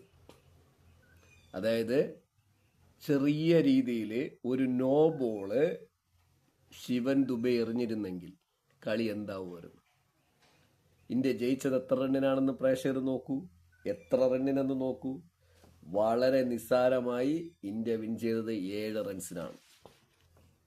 ശിവൻ ദുബെ ഒരു നോ ബോൾ, ഒരു ഫുൾ ടോസ് ബോൾ ബോഡി ലെങ്തിൽ പോവുകയോ അയാളുടെ ക്രീസിനകത്ത് പോപ്പിംഗ് ക്രീസിൽ ഒരു നോ ബോൾ പോവുകയോ അല്ലെങ്കിൽ എനി അതർ ഒരു നോ ബോൾ വന്നെങ്കിൽ എന്താവും? അടുത്തൊരു 6 കൂടെ പോയെങ്കിൽ എന്താ, ഒരു ഫ്രീ ഹിറ്റ് കിട്ടുകയാണ്, ഒരു നോ ബോൾ വന്നു, അതിൽ 1 റണ്ണോ 2 റണ്ണോ എടുത്തു, ഒരു ഫ്രീ ഹിറ്റും കൂടെ കിട്ടുകയാണെങ്കിൽ ആ ബോൾ ഒരു 6ഓ ബൗണ്ടറി പോയെങ്കിൽ ഇന്ത്യയുടെ സെമി ലൈനപ്പ് എന്താവുമായിരുന്നു? ഇന്ത്യ നിലയിൽ പൊട്ടില്ല. ഇത്രയും വലിയ സ്കോർ എടുത്ത് ഇത്രയും പവർഫുള്ളായിട്ട് നിന്ന ഇന്ത്യൻ ടീം കളി പിടിച്ചെന്ന് പറഞ്ഞ് 90% താഴോട്ട് വന്ന കളി എന്ത് ഈസിയായിട്ട് നമ്മളെ കയ്യിൽ നിന്ന് പോയെന്ന് നോക്കണം. അതാണ് ഞാൻ പറയുന്ന പ്രേക്ഷകരെ, ഫൈനൽ പ്രശ്നമാണ്. ഇന്ത്യൻ ബൗളിംഗ് നിരയെ വച്ചിട്ട് വലിയ സ്കോർ ആണെങ്കിൽ പോലും കൊണ്ടുവന്നിട്ട് എതിർ ടീമിനെ തോൽപ്പിക്കുക പാടാണ്, ബുദ്ധിമുട്ട് തന്നെയാണ്. അതുകൊണ്ടാണ് 50-50 ചാൻസേ ഉള്ളൂ ഈ സെമിയിൽ. ഇനി വരുന്ന എല്ലാ വേൾഡ് കപ്പിലും അങ്ങനെ ഉള്ളൂ, എല്ലാ ടീമിനും. പക്ഷേ ഓസ്ട്രേലിയ പോലുള്ള ടീമുകൾക്ക് ഒരു പ്ലസ് പോയിന്റ് ഉണ്ട്. അത് ഇന്ത്യയുടെ പഴയ ഈ രോഹിത്തൊക്കെ ക്യാപ്റ്റനായിരുന്ന കാലഘട്ടത്തൊക്കെ ഒരു പ്ലസ് പോയിന്റ് ഉണ്ട്. 110, 120, 130 റണ്ണായാലും നമ്മളെ ബൗളേഴ്സ് തിരിച്ച് കളി പിടിക്കും. അതിനുള്ള സാധ്യത 90-80% ഉണ്ടായിരുന്നു. ഇപ്പോൾ ഇല്ല, 50-50 ഉള്ളൂ, വെറും 50-50. 2 പേർക്കും ആ നിലയിലോട്ട് പോകുന്നത് എങ്ങനെയാണ്? ഈ ബൗളിങ്ങിന്റെ ഇതുകൊണ്ടാണ്. ഞാൻ പ്രേക്ഷകർക്ക് വായിച്ചു തരാം. അഭിഷേക് 12.75 ആണ് ആവറേജ് കൊടുത്തിരിക്കുന്നത് പെർ ഓവറിൽ. പാണ്ഡ്യ 9.50. മുംബ്ര 8.25. മുംബ്ര മാത്രമാണ് താഴെ വന്നിരിക്കുന്നത്. വരുൺ 16. ഒരു സ്പിന്നർ ആകുമ്പോൾ അടി കിട്ടും. വരുൺ ഒരു ഓഫ് സ്പിന്നറാണ്, തല്ലൊക്കെ കൊള്ളും. കാരണം അദ്ദേഹം ഡിപ്പ് ചെയ്തെറിയുന്ന ആളാണ്. ഡിപ്പ് ചെയ്യുന്നവർക്ക് അടി കൊള്ളാൻ ചാൻസ് കൂടും. അപ്പോൾ അതുപോലെ വിക്കറ്റും കിട്ടാനുള്ള ചാൻസ് കൂടും. അത് ഫൈനലിൽ ചിലപ്പോൾ അത് പുള്ളി കുറെ ഇമ്പ്രൂവ്മെന്റ് കുറെ കൂടെ വന്നേക്കാം. പട്ടേൽ 11.67, 11.67 വെച്ച് വിട്ട് കൊടുത്തിട്ടുണ്ട്. ദുബെ ഒരു ഓവറിൽ 22 റൺസ്, 22 റണ്ണാണ് ആവറേജ് ഒരു ഓവറിൽ വിട്ടുകൊടുത്തിരിക്കുന്നത്. നിങ്ങൾ ആലോചിച്ച് നോക്കൂ, പ്രിയ പ്രേക്ഷകരെ ശ്രദ്ധിച്ചു നോക്കൂ. ഈ സെമി ഫൈനലിൽ എങ്ങാനും ഞാൻ പറഞ്ഞ സംഭവിച്ചിരുന്നെങ്കിലോ, അല്ലെങ്കിൽ സഞ്ജു സാംസന്റെ ആ ക്യാച്ച് അപ്പ് 15 റണ്ണിൽ കളക്ട് ചെയ്യുകയും ഇന്ത്യയുടെ സ്കോർ 180-200 എത്തും. എന്നാൽ അത് വിഷയമൊന്നുമില്ല. ബാക്കി ബാറ്റ്സ്മാരെ നമ്മൾ ഇതാ നോക്കിയാൽ നിങ്ങൾ ആവറേജ് എടുത്ത് നോക്കുമ്പോൾ പറയാം, അവർ അടിച്ചു കൊണ്ടുവരും. ഇന്ത്യ 200 റണ്ണോ മറ്റായിരുന്നെങ്കിലോ എന്താവുമായിരുന്നു? നിസ്സാരം പോലെ ജയിച്ചു പോയാൽ. അതാണ് വിഷയം. കളി നിസ്സാരം പോലെ തോൽക്കുക എന്നുള്ള അവസ്ഥയിലോട്ട് വരും. അങ്ങനെ കളി നല്ല ടൈറ്റായി തോക്കാം. അത് ഒരു കളി ഒരു ടീം ജയിക്കും, ഒരു ടീം തോറ്റല്ലേ പറ്റും. അതിലെ എല്ലാ മത്സരങ്ങളും അങ്ങനെയാണല്ലോ. അതിൽ ഒന്നിലും തെറ്റില്ല. അത് ഏത് മത്സരങ്ങളായാലും, സ്പോർട്സ് ആയാലും അല്ലാത്തതിലും. പക്ഷെ ഇല്ലെങ്കിൽ എന്താവുമായിരുന്നു? അതുകൊണ്ടാണ് പ്രേക്ഷകരെ ഞാനിതാ നിങ്ങളുടെ അടുത്ത് പറയണത്, ഇന്നത്തെ ഫൈനലിൽ സഞ്ജു സാംസൺ, അതായത് നമ്മുടെ വിരാട് കോഹ്ലി എങ്ങനെ കളിക്കണോ അതേ സ്റ്റാൻഡിൽ സഞ്ജു സാംസൺ കളിക്കുകയും അതിന് തൊട്ടുപുറകെ പറഞ്ഞ ടീം സപ്പോർട്ട് ചെയ്യുകയും, അഥവാ സഞ്ജു സാംസൺ വളരെ വേഗത്തിൽ ഔട്ടാവണമെങ്കിൽ ആ റോള് ഒന്നേ തിലക് എടുക്കേണ്ടി വരും, അല്ലെങ്കിൽ സൂര്യകുമാർ എടുക്കേണ്ടി വരും. സൂര്യകുമാറിന് ഇപ്പൊ പ്രഷർ ഭയങ്കരമാണ്. കാരണം കുറ്റം പറയാൻ പറ്റില്ല, അയാൾ ക്യാപ്റ്റനാണ്, ധാരാളം പ്രഷർ കയറും. കാരണം ഇന്ത്യയുടെ ഇപ്പോൾ ഉള്ള ക്രിക്കറ്റ് കളിയുടെ ടോപ്നെസ് അനുസരിച്ചും പിന്നെ ഇപ്പോൾ ഉള്ള പിള്ളേരുടെ അറ്റാക്കിംഗ് ഫോർമാറ്റ് അനുസരിച്ചും ഒക്കെ കപ്പിൽ കുറഞ്ഞ ഒന്നും 140 കോടി ജനം പ്രതീക്ഷിക്കില്ല. 140 കോടി ജനമല്ല, ഇപ്പൊ കളിച്ച ലോകത്തിൽ ഇപ്പൊ ഈ വേൾഡ് കപ്പ് കളിച്ച 20 ടീമിനടുത്ത് ചോദിച്ചാലും അവരിത് തന്നെ പറയും. ഇനി ന്യൂസിലൻഡ് പോലും അവിടെ ഉള്ളവർ ഇങ്ങനെ പറഞ്ഞേക്കും. കാരണം അതാണ് അത്രയും പ്രഷറിലാണ് പുള്ളി നിൽക്കുന്നത്. അപ്പോൾ അത്രയും പ്രഷർ നിൽക്കുന്ന ആളുടെ പ്രഷർ കുറയ്ക്കണം. അഥവാ സഞ്ജു സാംസൺ വളരെ വേഗത്തിൽ ഔട്ടാകുകയറ്റ ചെയ്താൽ തിലക് തന്നെ ഈ റോൾ ഏറ്റെടുക്കേണ്ടി വരും. തിലക് ഏത് ഫോർമാറ്റിൽ അങ്ങോട്ടും ഇങ്ങോട്ടും മാറി ബാറ്റ് ചെയ്യാൻ കഴിവുള്ള പുള്ളി തന്നെയാണ്. പക്ഷെ മറ്റ് ഒരു ബാറ്റ്സ്മാർക്കും അങ്ങനെയുള്ളൊരു സ്കില്ലില്ല. അവർ ഒന്നേ അറിയാതെ അടിച്ചു പോകുന്നല്ല അവർക്ക്, അല്ലെങ്കിൽ അവർ ഡിഫൻസീവ് പോകണമെങ്കിൽ റണ്ണ് കയറില്ല. അപ്പോൾ ആ ഒരു വിഷയം ഇതിനകത്ത് കിടപ്പുണ്ട്. ഇതിനെ ഓവർകം ചെയ്യണമെങ്കിൽ ഇന്ന് ഞാൻ പറയണം, ഇന്ന് ഫൈനൽ ഇന്ത്യ ഈസി കപ്പടിക്കണമെങ്കിൽ സഞ്ജു സാംസൺ കഴിഞ്ഞ 2 കളിയിൽ കളിച്ചതുപോലെ ഫോം ആവാനുള്ള അവസരം കിട്ടണം. അവസരമല്ല, ഫോം ആകണം. സഞ്ജു സാംസൺ അങ്ങനെ ഫോം ആവണമെങ്കിൽ സഞ്ജു സാംസണെ ഇനി പ്രഷർ ഇല്ലാതെ റിലാക്സ് ചെയ്ത് തന്നെ വരണം. ഇപ്പം സഞ്ജു സാംസൺ ഇന്ത്യൻ ടീമിൻ്റെ കീ പ്ലെയർ അല്ലേ, ആയില്ലേ? അപ്പോൾ ആളെ അതേ കീ ലെവലിലൂടെ ഫ്രീ ആയിട്ട് തന്നെ ബാറ്റ് ചെയ്യണം. പക്ഷെ അത് വിരാട് കോഹ്ലിയുടെയോ രോഹിത് ശർമ്മയുടെ ഓപ്പണിംഗ് കിട്ടുന്നത് പോലെ, അല്ലെങ്കിൽ പഴയ കാലത്ത് ഗാംഗുലിയുടെ ഓപ്പണിംഗ് കിട്ടും പോലെയോ സേവാങ്കിൻ്റെ ഓപ്പണിംഗ് കിട്ടും പോലെയോ വരണം. പക്ഷെ അതുകൊണ്ട് തീരൂല. കാരണം മുൻപെന്ന് പറഞ്ഞു കഴിഞ്ഞാൽ മുമ്പിലുള്ള രോഹിത് ശർമ്മ പോയാൽ തൊട്ടു പുറകെ മിഡിൽ കളിക്കാൻ കോഹ്ലി ഉണ്ട്. മനസ്സിലാക്കണം. ഇന്ന് അങ്ങനെ ഇല്ല. ഇനി അങ്ങനെ എന്തെങ്കിലും ഒരു വിഷയം എന്നാൽ നമ്മൾ ചില ബൗളേഴ്സ് മിഡിലിൽ കളിക്കും എന്ന് പറഞ്ഞാൽ ഈ അടുത്ത കാലത്ത് വിരമിച്ച അശ്വിനെ പോലും ഇറക്കി വിട്ട് അയാൾ ചിലപ്പോൾ ഒന്ന് സ്റ്റാൻഡ് ചെയ്ത് കുറച്ച് റണ്ണൊന്ന് സ്ട്രൈക്ക് കൊടുക്കും. ഇപ്പം നമുക്ക് ഇന്ത്യൻ ടീമിൽ അങ്ങനെ വിക്കറ്റ് പോയ ഒരു ബാക്ക് ചെയ്യുന്നൊരു ബാറ്റ്സോ ഇല്ല. എല്ലാം ഹിറ്റേഴ്സാണ്, കംപ്ലീറ്റ് ഹിറ്റേഴ്സാണ്. അപ്പോൾ നമ്മൾ സ്ട്രഗിളിങ്ങിൽ 5-6 വിക്കറ്റ് 50 റണ്ണിനിടയിൽ പോയി കഴിഞ്ഞാൽ പിന്നെ ആ സ്കോറിനെ മോട്ടിവേറ്റ് ചെയ്ത് കൊണ്ടുവരാൻ പറ്റിയ മിഡിൽ ഒരാളില്ല. അതുകൊണ്ടാണ് സഞ്ജു സാംസൺ ഈ കളിയിൽ കോഹ്ലിക്ക് തുല്യം കളി, കോഹ്ലിക്കോ അല്ലെങ്കിൽ ആ രീതിയിൽ എല്ലാ മേഖലയിലും ആ രീതിയിലെടുത്ത് സഞ്ജു സാംസൺ കളിക്കേണ്ടി വരും. അഥവാ സഞ്ജു പെട്ടെന്ന് പോവുകയാണെങ്കിൽ ഗിയർ ചേഞ്ച് ചെയ്ത് വരെ ഇന്ത്യ 200 റണ്ണിന് താഴെയാണെങ്കിൽ ന്യൂസിലൻഡിന്റെ 33 ബോളിൽ 100 അടിച്ച ആളിനെ ഞാൻ പറയണ്ടല്ലോ പ്രേക്ഷകർക്ക്. എല്ലാ 360 ഡിഗ്രിയിലാണ് അയാളുടെ കളി. 360 ഡിഗ്രിയിലും അയാൾ കളിക്കും. അതായത് ഈ എക്സാമ്പിൾ പറഞ്ഞ നമ്മുടെ ജാക്ക് ബദേൽ കളിച്ചതുപോലെ, ജാക്ക് ബദേലിനെ നിങ്ങൾ കളി കണ്ടില്ലേ? എല്ലാ 360 ഡിഗ്രിയിൽ കളിക്കും. 360 ഡിഗ്രി കളിക്കുന്ന എത്ര പ്ലെയേഴ്സാണ് നമുക്കുള്ളത്? 360 ഡിഗ്രി കളിക്കുന്ന സൂര്യകുമാർ മാത്രമാണ് നമ്മളിപ്പോൾ ഇന്ത്യൻ ടീമിലുള്ളത്. ബാക്കിയുള്ളവർക്കും 360 ഡിഗ്രി കളിക്കില്ല. കാരണം ബാക്ക് വേഡിൽ കീപ്പറിന്റെ പുറകിലോട്ട് കളിക്കുന്ന ഷോട്ടുകൾ മറ്റുള്ളവർക്ക് താരതമ്യേന കുറവാണ്. അത് അത്രയും ടൈമിംഗ് വേണം നമുക്ക് തിരിഞ്ഞു നിന്ന് കളിക്കണമെങ്കിൽ. അപ്പോൾ തൊട്ടപ്പുറത്ത് നിൽക്കുന്ന ആൾ 360 ഡിഗ്രി കളിക്കുന്ന പ്ലേയേഴ്സും അവരുടെ പിന്നിൽ വരുന്ന പ്ലേയേഴ്സും നമ്മൾ ഇന്ത്യൻ ടീം പോലെയാണ് അത്യാവശ്യം ഹിറ്റേഴ്സാണ്. അപ്പോൾ ഫസ്റ്റ് ബാറ്റ് ചെയ്യണമെന്നുണ്ടെങ്കിൽ സഞ്ജു സാംസന്റെ ഒക്കെ പോലെ മിന്നും ഫോം ഉണ്ടെങ്കിൽ വലിയ സ്കോർ പടുത്തു വരുത്തുകയും തിരിച്ചവരെ എൻഡിൽ കൊണ്ടുവന്ന് ഒരു 8-10 റണ്ണിന് ജയിക്കുന്ന ലെവലിൽ വരാനേ പറ്റുള്ളൂ. തിരിച്ച് അവർ ബാറ്റ് ചെയ്യണമെങ്കിൽ അവരൊരു 200 റൺസിന് 200-ഓ 220-കകത്തോ അടിക്കാൻ ചാൻസ് ഉണ്ട്. അങ്ങനെ അടിച്ചാൽ പോലും ഇന്ത്യക്ക് ഈസി വിന്നിങ് വരണമെങ്കിൽ സഞ്ജു സാംസൺ എന്ന് പറയുന്ന പ്ലെയറിന്റെ ഹെവി ഓപ്പണിംഗ് വരണം. അഥവാ സഞ്ജു ഔട്ടായാലും നമ്മുടെ അഭിഷേക് ശർമ്മ തന്നെ ആയിരിക്കും പുള്ളിയുടെ വരുന്നത്, ഷെയർ ആയിട്ട് വരുന്നത്. കിഷ മിഡിലിൽ തന്നെ വരാനാണ് ചാൻസ്. അങ്ങനെ വന്നുവെങ്കിൽ പുള്ളിയെങ്കിലും ഫോമാണ്. പുള്ളി ഫോമായ പേടിക്കല്ല. കാരണം പുള്ളി ഹൈലി ഹിറ്ററാണ്. എവിടെ കൊണ്ടാലും ബോള് പുറത്തോട്ട് പോകാൻ കഴിവുള്ളതാണ്. പക്ഷെ ടൈമിംഗ് വേണ്ടേ? അയാളെ സ്ലോവർ ഇട്ട് പിടിപ്പിക്കൂലേ? ബോഡി ലെങ്ത് ഇട്ട് പിടിപ്പിക്കൂലേ? ബോഡി ലെങ്ത് സ്ലോവറിൽ പുള്ളി വിഴയല്ലേ? ലെഗ് സ്റ്റമ്പിനോട്ട് വെളിയിലോട്ട് ഇറങ്ങിയിട്ട് മിഡ് സ്റ്റമ്പിന്റെ താഴെ ഷോർട്ട് പിച്ച് ബോള് സ്ലോവറായിട്ട് പോകുമ്പോൾ അത് ബോഡി ലെങ്തിലോട്ട് പോകുമ്പോൾ അല്ലെങ്കിൽ ഔട്ടറിലോട്ട്, അതായത് ഇൻസിങ് ആയിട്ട് ചെറുതായിട്ട് പുറത്തോട്ട് ആയിക്കഴിഞ്ഞ് കഴിഞ്ഞാൽ പുള്ളി നേരെ ഫ്ലിപ്പ് ചെയ്ത് ഹൈറ്റിൽ കൊടുക്കുക. ഇത് ഒരു ഇതല്ല. പക്ഷെ അത് നോക്കി ശർമ്മ പുള്ളി കളിച്ചെങ്കിൽ, അഭിഷേക് ശർമ്മ കളിച്ചുവെങ്കിൽ അത് 6 അടിക്കാം. പക്ഷെ ഇല്ല, ആ ഒരു ആറ്റിറ്റ്യൂഡ് വരില്ല. കാരണം ഹൈ ഹിറ്റിംഗ് ആണ് കുട്ടികൾക്കുള്ളത്. അത് കുട്ടികളുടെ തെറ്റല്ല, അഭിഷേക് ശർമ്മയുടെ തെറ്റൊന്നുമില്ല. അത് എല്ലാ പ്ലേയേഴ്സിനും ഉള്ളതാണ്. അങ്ങനെ ഹൈ ഹിറ്റിംഗ് പഠിച്ചു വന്ന പിള്ളേരാണ്. അതൊരു കുറവേ അല്ല. പക്ഷേ ഇതുപോലെയുള്ള കളികളുടെ സിറ്റുവേഷൻ വരും. പെട്ടെന്ന് സഞ്ജു സാംസണോ അല്ലെങ്കിൽ തൊട്ടടുത്ത് 2 വിക്കറ്റ് പോയാൽ മാറി കളിച്ചല്ലേ പറ്റൂ. ആ ഒരു മൈൻഡ് വന്നാൽ ഓക്കെയാണ്. കാരണം അത് ആ രീതിയിലാണ് ഈ വേൾഡ് കപ്പ് പൊയ്ക്കൊണ്ടിരിക്കുന്നത്. ഈ പങ്കെടുത്ത എല്ലാ ടീമുകളും കിടിലം കളി.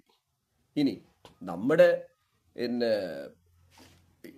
ഇന്ത്യൻ ടീം സ്ട്രഗിൾ ചെയ്തിട്ട് ഇപ്പോൾ വളരെ സൂപ്പർ പെർഫോമൻസിലോട്ട് കയറിയും വരുന്നു. അപ്പോൾ അങ്ങനെ പോയിക്കൊണ്ടിരിക്കുന്ന ഈ വേൾഡ് കപ്പ് കളി 50-50 ചാൻസിലാണ് നിൽക്കുന്നത്. പിന്നെ ഈ വേൾഡ് കപ്പിൽ എപ്പോഴും കളിയെ തിരിക്കാൻ കഴിവുള്ളത് ഒറ്റ ഫീൽഡേഴ്സാണ്. ഫീൽഡിങ്ങിൽ മിസ്സിങ് ഇല്ല എങ്കിൽ, അതായത് നമ്മുടെ അർഷദ് പട്ടേൽ പോലെയുള്ള ടീമിന്റെ മുതൽക്കൂട്ട് തന്നെയാണ് അർഷദ് പട്ടേൽ. ഇപ്പോൾ സഞ്ജു സാംസൺ. പക്ഷേ സഞ്ജു സാംസൺ കീപ്പിങ്ങിൽ വളരെ പ്രതീക്ഷിക്കാതെയൊക്കെ ഡൈവിംഗ് ക്യാച്ച് ഈ പ്രായത്തിലും എടുക്കും. കാരണം അത്രയും പെർഫോമൻസ് ഉണ്ട്. പിന്നെ സഞ്ജു സാംസൺ എന്തുകൊണ്ട് ഈ കുറെ കാലം ഔട്ട് ഓഫ് ഫോം ആയെന്നുള്ളത് ഞാൻ പ്രേക്ഷകരുടെ അടുത്ത് പറയാണ്. കാരണം ഈ കുറച്ചു കാലത്തിന് മുമ്പേ സഞ്ജു സാംസൺ ബോഡി സൂക്ഷിക്കൂല. നിങ്ങളുടെ ബോഡി അമിതമായിട്ട് നിങ്ങളൊരു സ്പോർട്സ് താരമാണ്, അല്ലെങ്കിൽ ഒരു ഫിസിക്കലി പല കാര്യങ്ങളും ചെയ്യുന്നവരാണെങ്കിൽ നിങ്ങൾ നിങ്ങളുടെ ശരീരം ഏത് പ്രായത്തിൽ സൂക്ഷിക്കണം. ഫീൽഡിൽ നിൽക്കുമ്പോൾ, ഫീൽഡ് കഴിഞ്ഞ് കഴിഞ്ഞാൽ നിങ്ങൾക്ക് ആവശ്യമില്ലല്ലോ, വേണമെങ്കിൽ സൂക്ഷിച്ചാൽ അത് നിങ്ങളുടെ പേഴ്സണൽ കാര്യമാണ്. സഞ്ജു സാംസൺ ബോഡി സൂക്ഷിക്കാതെ വയറ് ചാടി ബോഡി കയറി ഉരുണ്ടു. ബോഡി നമ്മുടെ ആവശ്യത്തിൽ കൂടുതൽ ഉരുളുകയും വയറ് ചാടുകയും ചെയ്യുമ്പോൾ കോൺസെൻട്രേഷൻ കുറയും, ടൈമിംഗ് കുറയും. അങ്ങനെയാണ് സഞ്ജു സാംസൺ റെഗുലറായിട്ട് ഔട്ടായിക്കൊണ്ടുവന്നത്. അല്ലാതെ വേറെ ഒരു പ്രശ്നവും കൊണ്ടല്ല, കരക്കിരുന്നത് കൊണ്ടൊന്നുമല്ല. കരക്കിരുന്ന IPL കളിക്കുകയല്ലേ, ഒന്നുമില്ലെങ്കിലോ 5 കളിയിൽ 1 കളിയെങ്കിലും ഇറക്കണില്ലായിരുന്നോ? ഈ പ്രശ്നം ഉണ്ടായെങ്കിൽ ഇപ്പോൾ സഞ്ജു സാംസൺ കുറച്ച് ബോഡിയൊക്കെ താഴ്ത്തി. പിന്നെ പ്രൊഫഷണൽ കളി മാത്രമല്ല, പ്രൊഫഷണലായിട്ട് വർക്ക് ചെയ്യണ എല്ലാവരും അറിയേണ്ട കാര്യമാണ്, നിങ്ങളുടെ ബോഡി നിങ്ങൾ മെയിൻറ്റെയിൻ ചെയ്താൽ മാത്രമേ നിങ്ങളുടെ പെർഫോമൻസ് നിന്ന് പോവുള്ളൂ. ഇപ്പം സഞ്ജു സാംസൺ ഇത്തിരി ബോഡി വലിച്ചിട്ടുണ്ട്, അതിൻ്റെ ഗുണം കാണാനും ഉണ്ട്. കാരണം ഷോർട്ട് പിച്ചോ ഗുഡ് ലെന്തോ ഹെവി ആയിട്ട് കയറി ബോഡിയിലോട്ട് വരുന്ന ബോൾ നമ്മുടെ ബോഡിയുടെ മൂവ്മെന്റ് അനുസരിച്ച് ബോഡി എടുത്തിട്ടാണ് ബാറ്റ് മൂവ് ചെയ്ത് കളിക്കുന്നത്. ബോഡി ചലിക്കാൻ അല്പലേ ഒരു 0.1 സെക്കൻഡ്, ഒരു സെക്കൻഡിനെ 10 ഭാഗിച്ചിട്ട് 0.1 സെക്കൻഡ് ലേറ്റ് ആയാൽ ബോൾ എഡ്ജ് ചെയ്ത് ക്യാച്ച് ആവും. ഇപ്പം സഞ്ജു സാംസൺ അത് മാറ്റിയിട്ടുണ്ട്, അത് ക്ലിയർ ചെയ്ത് വന്നിട്ടുണ്ട്, അതിൻ്റെ പെർഫോമൻസ് കാണാനും ഉണ്ട്. ഇതുകൊണ്ടാണ് സഞ്ജു സാംസൺ കുറേ കാലം ഔട്ട് ഓഫ് ഫോം ആയിരുന്നത്.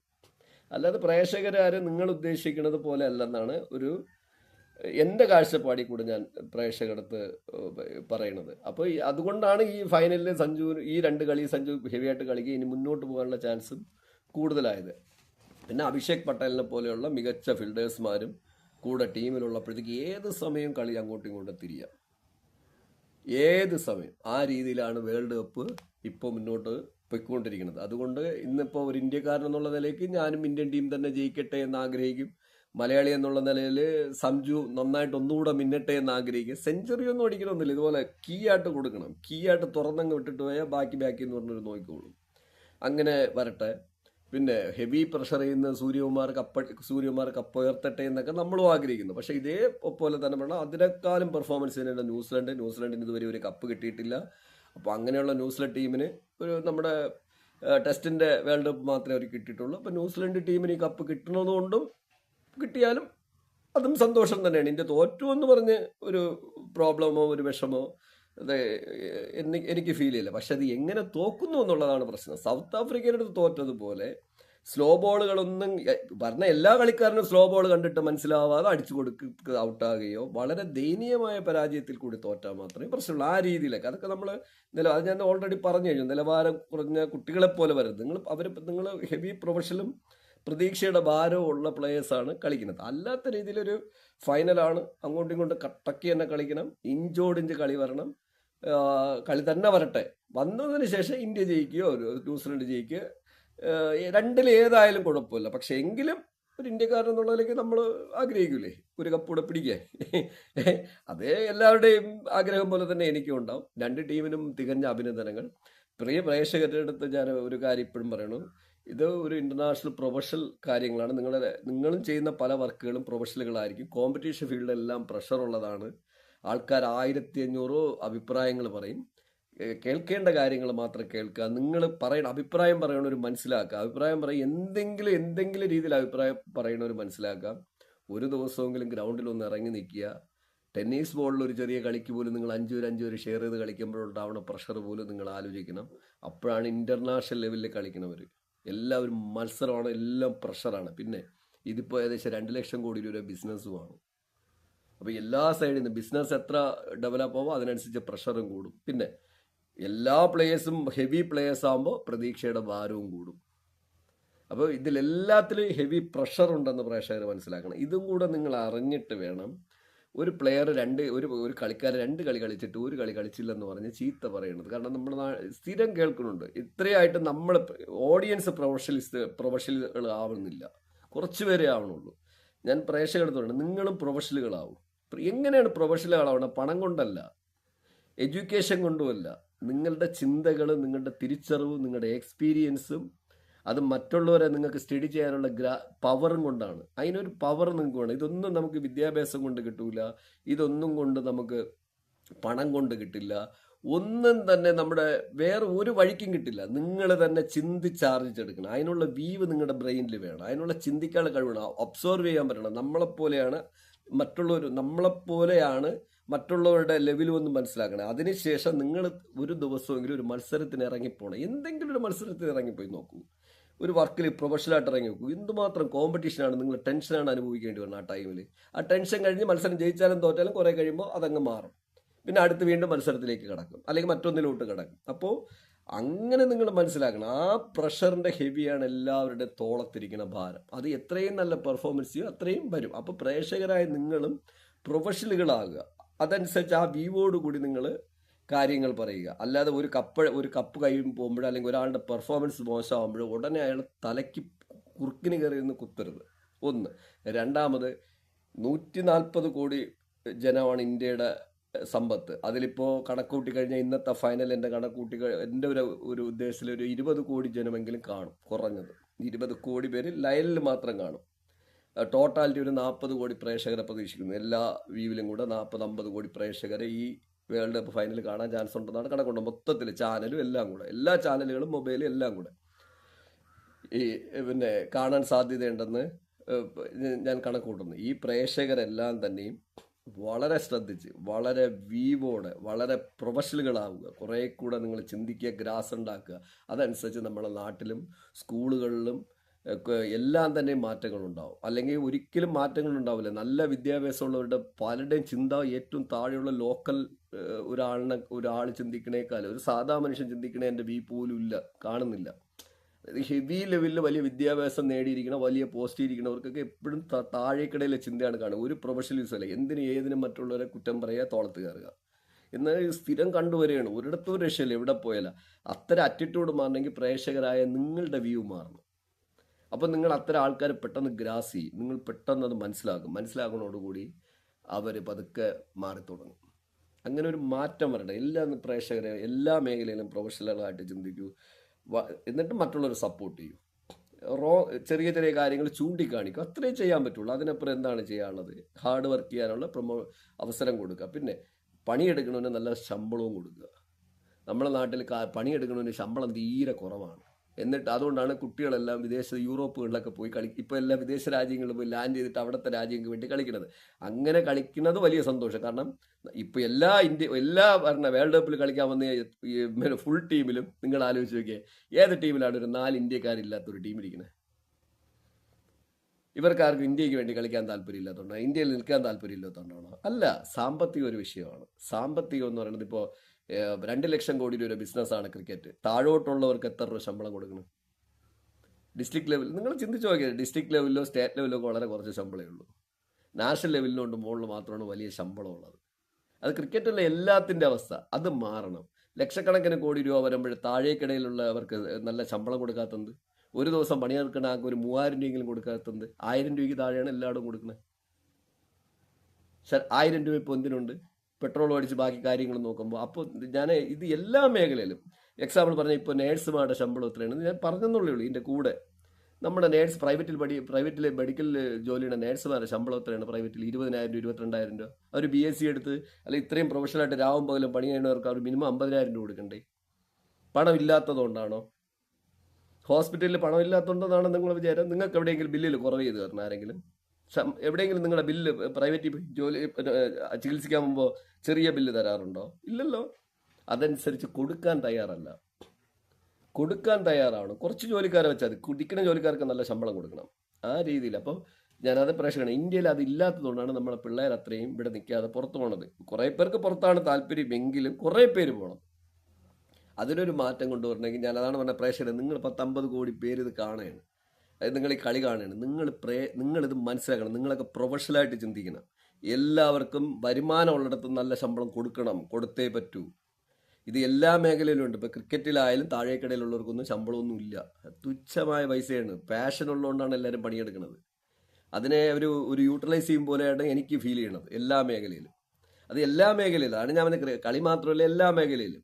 പിന്നെ ഒരാളുടെ ബുദ്ധിമുട്ടിനെയും ചൂഷണം ചെയ്യണത് നമ്മുടെ നാട്ടിൽ കൂടുതലാണ്. കാരണം എന്ന് പറഞ്ഞാൽ അവനത് കൊടുത്താൽ മതി, എത്ര ജോലി ചെയ്താലും അതേ കൊടുക്കുള്ളൂ. അതൊക്കെ ഒരു തരം അടിമത്വം എന്നാണ് എൻ്റെ ഈ 2026 ഇന്ന് ഇന്ത്യ വേൾഡ് കപ്പ് ഫൈനൽ കളിക്കുമ്പോഴത്തേക്കും എൻ്റെ ഇപ്പോഴും അഭിപ്രായം. കാരണം അതിന് ഞാൻ നിങ്ങളുടെ അടുത്ത് എന്താ പറയുന്നത്, വിരാട് കോഹ്ലിക്ക് ഒരു വർഷത്തിൽ 300 കോടി രൂപ വരുമാനം ഉണ്ടെങ്കിൽ ഡിസ്ട്രിക്ട് ലെവലിൽ കളിക്കുന്ന ഒരു കളി പഠിപ്പിക്കുന്ന ഒരു കോച്ചിന് ഒരു മാസം ഒരു 25,000 50,000 രൂപയെങ്കിലും ശമ്പളം കിട്ടണ്ടേ? ഇനി IPL നിൽക്കുന്ന ഒരു അമ്പയറിന് ഒരു ദിവസം 3 ലക്ഷമോ 4 ലക്ഷമോ ശമ്പളമെങ്കിൽ ഡിസ്ട്രിക്ട് ലെവലിലോ സ്റ്റേറ്റ് ലെവലിലോ പിന്നെ അമ്പയറെ നിൽക്കുന്ന ഒരു അമ്പയറിന് കുറഞ്ഞത് ഒരു 5,000, സ്റ്റേറ്റ് ലെവലിൽ ഒരു 5,000 രൂപയും കൊടുത്ത് ഡിസ്ട്രിക്ട് ലെവലിൽ ഒരു 3,000 രൂപയെങ്കിലും കൊടുക്കണ്ടേ? ഫണ്ട് ഇല്ലാത്തതുകൊണ്ടല്ലോ. ഇത് എക്സാമ്പിൾ പറഞ്ഞാണ്. അതുപോലെ തന്നെ ഫുട്ബോൾ എങ്കിലല്ലേ ഇത് വളരുള്ളൂ. ഫണ്ട് താഴെ ഇറങ്ങണ്ടേ? മുകളിലുള്ളവർക്ക് തന്നെയാണ് ഇപ്പോഴും വലിയ ഫണ്ട്. ഗവൺമെന്റ് ജോലികളെടുത്ത് നോക്കൂ, ടോപ്പിലുള്ളവർക്ക് മാത്രം വലിയ ഫണ്ട്, താഴെ ഹാർഡ് വർക്ക് ചെയ്യുന്നവർക്ക് ഫണ്ടില്ല. ഇപ്പോഴും കുറച്ചിടത്തൊക്കെ ഉണ്ട് ഗവൺമെന്റ് ജോലി, അങ്ങനെ നിൽക്കട്ടെ, ഞാൻ ജസ്റ്റ് പറഞ്ഞില്ല. പ്രൈവറ്റിൽ പല ജോലികളും ഈക്വലൈസേഷൻ വേണം. അതായത് ഒരാൾക്ക് 50 കോടി കൊടുക്കുമ്പോൾ താഴെയുള്ള ആൾക്ക് നിത്യച്ചെലവിന് പോലും പൈസ കൊടുക്കാതിരിക്കുന്ന ഒരു പരിപാടി നല്ലതല്ലെന്നാണ് പറഞ്ഞത്. ഞാൻ ക്രിക്കറ്റിനല്ല പറഞ്ഞത്, ടോട്ടലി. അതാണ് ഞാൻ പറഞ്ഞത്, കാണുന്ന പ്രേക്ഷകർ പ്രൊഫഷണൽ ഒന്നിനും കയറി വെറുതെ യുക്തിയില്ല, ചിന്തിക്കാൻ കഴിവില്ലാത്ത, തിരിച്ചറിവില്ലാത്ത രീതിയിൽ നിങ്ങൾ അറ്റാക്ക് ചെയ്യണം. അതാണ് ഞാൻ പറയുന്നത്. പ്രേക്ഷകർ നിങ്ങൾ പ്രൊഫഷണലുകളാവും, എന്നിട്ട് ചിന്തിക്കൂ, എന്നിട്ട് എല്ലായിടത്തും സ്പ്രെഡ് ചെയ്യൂ. നല്ല ഫണ്ട് വരുമ്പോൾ നല്ല രീതിയിൽ സ്പ്രെഡ് ചെയ്യും. ഫണ്ട് കുറവാണെങ്കിൽ കുറച്ച് സ്പ്രെഡ് ചെയ്താൽ മതി. മുകളിൽ കളിക്കുന്ന ടോപ്പ് പ്ലെയറിന് 500 കോടി രൂപ ഉണ്ടെങ്കിൽ താഴെയുള്ള ഏറ്റവും താഴെയുള്ള പ്ലെയർക്ക് മാന്യമായ രീതിയിൽ അയാൾക്ക് ജീവിക്കാനുള്ള കാശ് കൊടുക്കണ്ടേ? എങ്കിലല്ലേ അതിന് പ്രൊഫഷണലിസം എന്ന് പറയുന്നത്. അല്ലാതെ കുറേ പേര് കൂട്ടി വയ്ക്കുകയും താഴെ ഇരിക്കുന്ന ആൾക്കൊന്നുമില്ലാതെ ജീവിക്കുകയും ചെയ്യുന്നതിന് പ്രൊഫഷണലിസം എന്ന് എങ്ങനെ പറയും? അതിന് ഞാൻ നിങ്ങൾക്ക് എക്സാമ്പിൾ പറഞ്ഞുതരാം. പല വികസിത രാജ്യങ്ങളിൽ നോക്കൂ, ഗവൺമെന്റ് ജോലിക്കാരന് ശമ്പളം 1 ലക്ഷം ആണെങ്കിൽ പ്രൈവറ്റിലുള്ളവന് 1 ലക്ഷം കൊടുത്തേ പറ്റൂ. അതായത് അവന് ഒരു വാർഷിക ശമ്പളം, ഒരു ആവറേജ് പറയുന്നത്, വാർഷിക ശമ്പളം ഒരാൾക്ക് ഒരു വർഷത്തിൽ $75,000 എങ്കിൽ ഗവൺമെന്റിൽ ഒരാൾ $75,000 വാങ്ങണമെങ്കിൽ അതേ കാറ്റഗറിയിലുള്ള പ്രൈവറ്റ് ജോലിക്കും $75,000 അതിന് മുകളിലുമാണ് കൊടുക്കുന്നത്. നമ്മുടെ നാട്ടിലോ മുകളിലുള്ള എല്ലാവർക്കും കോടികൾ, താഴെ ഉള്ളവന് നിത്യ ചെലവിന് പറ്റില്ല. ഇതാണ് ഞാൻ എൻ്റെ പ്രേക്ഷകരെ, ഇപ്പോൾ ക്രിക്കറ്റൊക്കെ ലക്ഷക്കണക്കിന് കോടി രൂപ ബിസിനസ്സായി ഫിഫയെ തോൽപ്പിച്ചുകൊണ്ടും റഗ്ബിയെ തോൽപ്പിച്ചുകൊണ്ടും നമ്മൾ മുന്നേറുകയാണ്. ഫണ്ട് അത്രയ്ക്കൊണ്ട് വന്നിറങ്ങുകയാണ് എല്ലാ രീതിയിലും. ഇതുപോലെ തന്നെ എല്ലാ മേഖലയും. അല്ലാണ്ട് ഞാൻ നേഴ്സുമാരെ കേസ് പറഞ്ഞെന്നുള്ളേ ഉള്ളൂ. ഇന്ത്യയും കൂടെ ജസ്റ്റ് ഒന്ന് സൂചിപ്പിച്ചു. എല്ലാ മേഖലകളിലും നിങ്ങൾ പ്രേക്ഷകരായ നിങ്ങൾ പ്രൊഫഷണൽ ആവണമെങ്കിൽ നാട് പ്രൊഫഷണൽ ആവും. ഇല്ലെങ്കിൽ അത് അടിമത്തത്തിൽ നിൽക്കും. ഉള്ളവൻ വീണ്ടും കോടിക്കണക്കിന് കൂട്ടിക്കൊണ്ടിരിക്കും, ഇല്ലാത്തവ ഇങ്ങനെ ഇരുന്ന് കഥയും പറഞ്ഞ് നിത്യവൃത്തിക്ക് ഓടിക്കൊണ്ടിരിക്കും. പക്ഷെ ഞാൻ നിങ്ങളുടെ അടുത്ത് പറയണത്, മുകളിലുള്ള ആളുടെ അതേ ശമ്പളം താഴെ കൊടുക്കണമെന്ന് പറയണില്ല. പക്ഷെ താഴെയുള്ള ആൾക്ക് ജീവിക്കാനുള്ള അവകാശമുണ്ട്. അവനും അടിസ്ഥാന ശമ്പളം നൽകേണ്ടതുണ്ട്, അടിസ്ഥാന രീതിയിൽ കാര്യങ്ങൾ ചെയ്യേണ്ടതുണ്ടെന്ന് ഞാൻ ഓർമ്മിപ്പിച്ചുകൊണ്ട്, ഇന്ത്യ ന്യൂസിലാൻഡ് ഫൈനൽ പറക്കട്ടെ, സഞ്ജു സാംസൺ മിന്നട്ടെ, അത് ആഗ്രഹം. ഓൾറെഡി മിന്നിയാവാൻ നേരത്തെ ഔട്ടായ പോലും പ്രശ്നമൊന്നുമില്ല, അത് വേറെ കാര്യം. അതിപ്പോൾ കളിയല്ലേ എന്നും പറഞ്ഞാൽ അതിനകത്ത് വിഷയമൊന്നുമില്ല. ഓൾറെഡി പുള്ളി സ്കില്ല് തെളിയിച്ചു കഴിഞ്ഞു. എന്നാൽ അങ്ങനെയല്ല, പുള്ളി തന്നെ ഫൈനൽ ജയിപ്പിച്ചാൽ കുറച്ചുകൂടെ സന്തോഷം. ഈ വന്നത് ഡബിളായിട്ട് പോവും. കപ്പിൻ്റെ പൊക്കട്ടെ ഇല്ല എങ്കിലും കുഴപ്പമില്ല. അഥവാ അത് ഇഞ്ചോടിഞ്ച് കളിച്ച് കളി ഒരു സ്പോർട്സ്മാൻ ഗെയിമോടുകൂടി ഹെവി ലെവലിൽ വരട്ടെ. ഒപ്പം തന്നെ എല്ലാവർക്കും ജീവിക്കാനുള്ള അവകാശമുണ്ടെന്ന് ഓർമ്മിച്ചുകൊണ്ട്, മുകളിലുള്ളവർക്ക് മാത്രമല്ല വലിയ ശമ്പളം കൊടുക്കേണ്ടത്, താഴെയുള്ളവരും പുതിയതായിട്ട് പഠിച്ചു വരുന്ന വുമൻസ് ക്രിക്കറ്റിലെ പിള്ളേർക്കും എല്ലാവർക്കും ഒരു സ്കോളർഷിപ്പ് പോലെ എന്തെങ്കിലും, നല്ല കളിക്കുന്ന കുട്ടികൾക്കൊക്കെ സ്കോളർഷിപ്പ് വുമൻസിൽ ഏർപ്പെടുത്താം. ഫണ്ടൊക്കെ ഉണ്ട് ഇപ്പോൾ, നമുക്ക് ഏർപ്പെടുത്താം എന്ന് എൻ്റെ അഭിപ്രായം പറയണതാണ്. അങ്ങനെ നമ്മുടെ നാട് മാറട്ടെ. പകരം കുറേ പേര് മാത്രം ലക്ഷറി ജീവിതം നയിക്കുകയും താഴെ ഉള്ളവന് ഒരു മാരുതി 800 പോലും പോകാൻ പറ്റാത്ത ഒരു സ്റ്റേജ് ഉണ്ടാക്കുകയും, അവർ നമ്മളെ പാർലമെന്റ് പോലെയാണ്. പാർലമെന്റിലുള്ള എല്ലാവർക്കും ലക്ഷറി ഫുഡ്, നിയമസഭയിൽ ഇരിക്കുന്നവർക്ക് എല്ലാവർക്കും ലക്ഷറി ഫുഡ്, നഗരസഭ ഭരിക്കുന്നവർക്കൊക്കെ ലക്ഷറി ഫുഡ്, ലക്ഷറി സാലറി. ഇതേ ഇവർ തന്നെ റേഷൻ കട വഴി മറ്റേ ചാത്തനരി 2 രൂപയ്ക്കും 4 രൂപയ്ക്കും കൊടുക്കും, 3 കിലോ 5 കിലോ. അതായത് ദരിദ്രനെന്നും നല്ല ആഹാരം കഴിക്കരുത്. ഞാൻ പറഞ്ഞത് മനസ്സിലായി, ഒന്ന് കോട്ട് ചെയ്യണേ ഉള്ളൂ. അത് മനസ്സിലാക്കേണ്ടതാണ് പ്രേക്ഷകർ. എന്നെ കേൾക്കുന്ന പ്രേക്ഷകർ മനസ്സിലാക്കുക. ഈ രീതിയിലാണ് ഇപ്പോഴും പോണത്. ഇത് മാറണം. അത് മാറുമെങ്കിൽ നമ്മുടെ പിള്ളേരൊക്കെ ഇവിടെ നിൽക്കും. നമ്മുടെ കുട്ടികൾ ഒരിടവും പോകില്ല. നമ്മുടെ ഇന്ത്യയിലെ പിള്ളേരൊക്കെ ഇതിനേക്കാൾ വലിയ രീതിയിൽ ഓഫർ കിട്ടിയാൽ മാത്രമേ പോവുള്ളൂ. നാട് വിട്ട് എങ്ങും പോകാൻ നിൽക്കില്ല വലുതായിട്ടൊന്നും. അങ്ങനെ വരുമ്പോൾ നമ്മൾ ടോട്ടലി പ്രൊഫഷണൽ ആവും. നമ്മളൊരു ഇന്റർനാഷണൽ മൈൻഡുള്ള ആൾക്കാരാവും. അതിന് മൈൻഡ് ചേഞ്ച് ചെയ്യണം. അതിന് നമ്മൾ ആവശ്യമില്ലാത്ത കാര്യങ്ങളൊക്കെ പറഞ്ഞ് നമ്മൾ ആവശ്യമില്ലാത്തതിൻ്റെ പുറകെ പോകണമെങ്കിൽ ഇത്തരം ചിന്തകളൊന്നും ആർക്കും വരില്ല. അത് വരണവർക്കാണെങ്കിൽ ഒന്നും ചെയ്യാനും പറ്റൂല. അങ്ങനെ ഞാൻ പ്രേക്ഷകരുടെ അടുത്ത് പറയണം, ആ രീതിയിൽ മാറട്ടെ. അവരല്ലാതെ പകരം മറ്റേ പാർലമെന്റിലും നിയമസഭയിൽ ഇരിക്കുന്നവരും മുന്തിയ സ്റ്റാർ ഹോട്ടലിൽ താമസിക്കുന്നവരും വലിയ കളിക്കാരും വലിയ ആൾക്കാർക്കൊക്കെ ഹെവിയും നിങ്ങളുടെ വീട്ടിൽ പുഴുക്കലരി കഞ്ഞിയും. അത് അവിടെ എവിടെയാണ് ഈക്വലേഷൻ ഇരിക്കണേ? അത് പഴയ അടിമത്വമല്ലേ? ഏ പഴയ കോൺസെൻട്രേഷൻ ക്യാമ്പല്ലേ? കോൺസെൻട്രേഷൻ ക്യാമ്പുകളെ കുറിച്ച് ഞാൻ നിങ്ങളുടെ അടുത്ത് പറയണ്ടല്ലോ. അതൊക്കെ തന്നെയാണ് ഏകദേശം ഇപ്പോഴും നടന്നുകൊണ്ടിരിക്കുന്നത്. അതിൽ വലിയ മാറ്റമൊന്നുമില്ല. പിന്നെ ആരെങ്കിലും വീടൊക്കെ പച്ച പിടിച്ച് നന്നായിട്ട് പോകണമെങ്കിൽ അതാവുമ്പോൾ അത്ര ഹെവി ആയിട്ട് അധ്വാനിച്ചിട്ടാണ്. ആ വീട്ടിൽ 4-5 പേരുണ്ടെങ്കിൽ ഹാർഡ് വർക്ക് ചെയ്തിട്ടാണ്. എന്നിട്ട് പോലും ജനങ്ങൾക്ക് പിടിച്ചിരിക്കാൻ വേണ്ടിയിട്ട് എനിക്ക് തോന്നുന്നില്ല. ഞാനിപ്പോൾ പ്രേക്ഷകത്തെ ഷെയർ ചെയ്തിട്ടുണ്ട്. അതുകൊണ്ട് തന്നെ 50 കോടിയോ 100 കോടിയോ 500 കോടി പേരോ കളി കാണണമെങ്കിൽ, 500 കോടി എന്ന് ചുമ്മാ പറഞ്ഞെന്നുള്ളൂ, കാണുന്നവരിൽ ഒരു 40% എങ്കിലും പ്രൊഫഷണലായിട്ട് ചിന്തിക്കൂ. ഇന്ത്യ ജയിക്കട്ടെ. എല്ലാ ഇന്ത്യൻ ടീമിലെ എല്ലാവർക്കും, ഒഫീഷ്യൽസുകൾക്കും, BCCക്കും ICCക്കും എല്ലാവർക്കും തികഞ്ഞ അഭിനന്ദനങ്ങൾ. ലക്ഷക്കണക്കിന് 2 ലക്ഷം കോടി എന്നല്ല 10 ലക്ഷം കോടിയായിട്ട് ബിസിനസ് ഡെവലപ്പ് ആവട്ടെ. മറ്റെല്ലാം വരട്ടെ. കൂടുതൽ രാജ്യങ്ങളിലോട്ട് ക്രിക്കറ്റ് വ്യാപിക്കട്ടെ. അടുത്ത വേൾഡ് കപ്പ് 32 ടീമാകട്ടെ. അത് കഴിഞ്ഞ് ഫിഫ വേൾഡ് കപ്പ് നടക്കുമ്പോൾ 48 ടീമായിട്ട് വർദ്ധിക്കട്ടെ. വേൾഡ് മാർക്കറ്റ് ഫുട്ബോളിനെ വെട്ടി, റഗ്ബിയെ വെട്ടി നമ്മുടെ കയറിയതുപോലെ ഇതിന് വേറെ ലെവലിലോട്ട് കയറട്ടെ. അതിനുവേണ്ടി ICCയും BCCയും പൈസ വീണ്ടും സ്പെൻഡ് ചെയ്യട്ടെ. എല്ലാവർക്കും തികഞ്ഞ അഭിനന്ദനങ്ങൾ. പ്രേക്ഷകരെ, ഇന്ത്യ കപ്പടിക്കട്ടെ എന്ന് ആഗ്രഹിച്ചുകൊണ്ട് സൈനിങ് ഓഫ്, നോബക് സോളോ.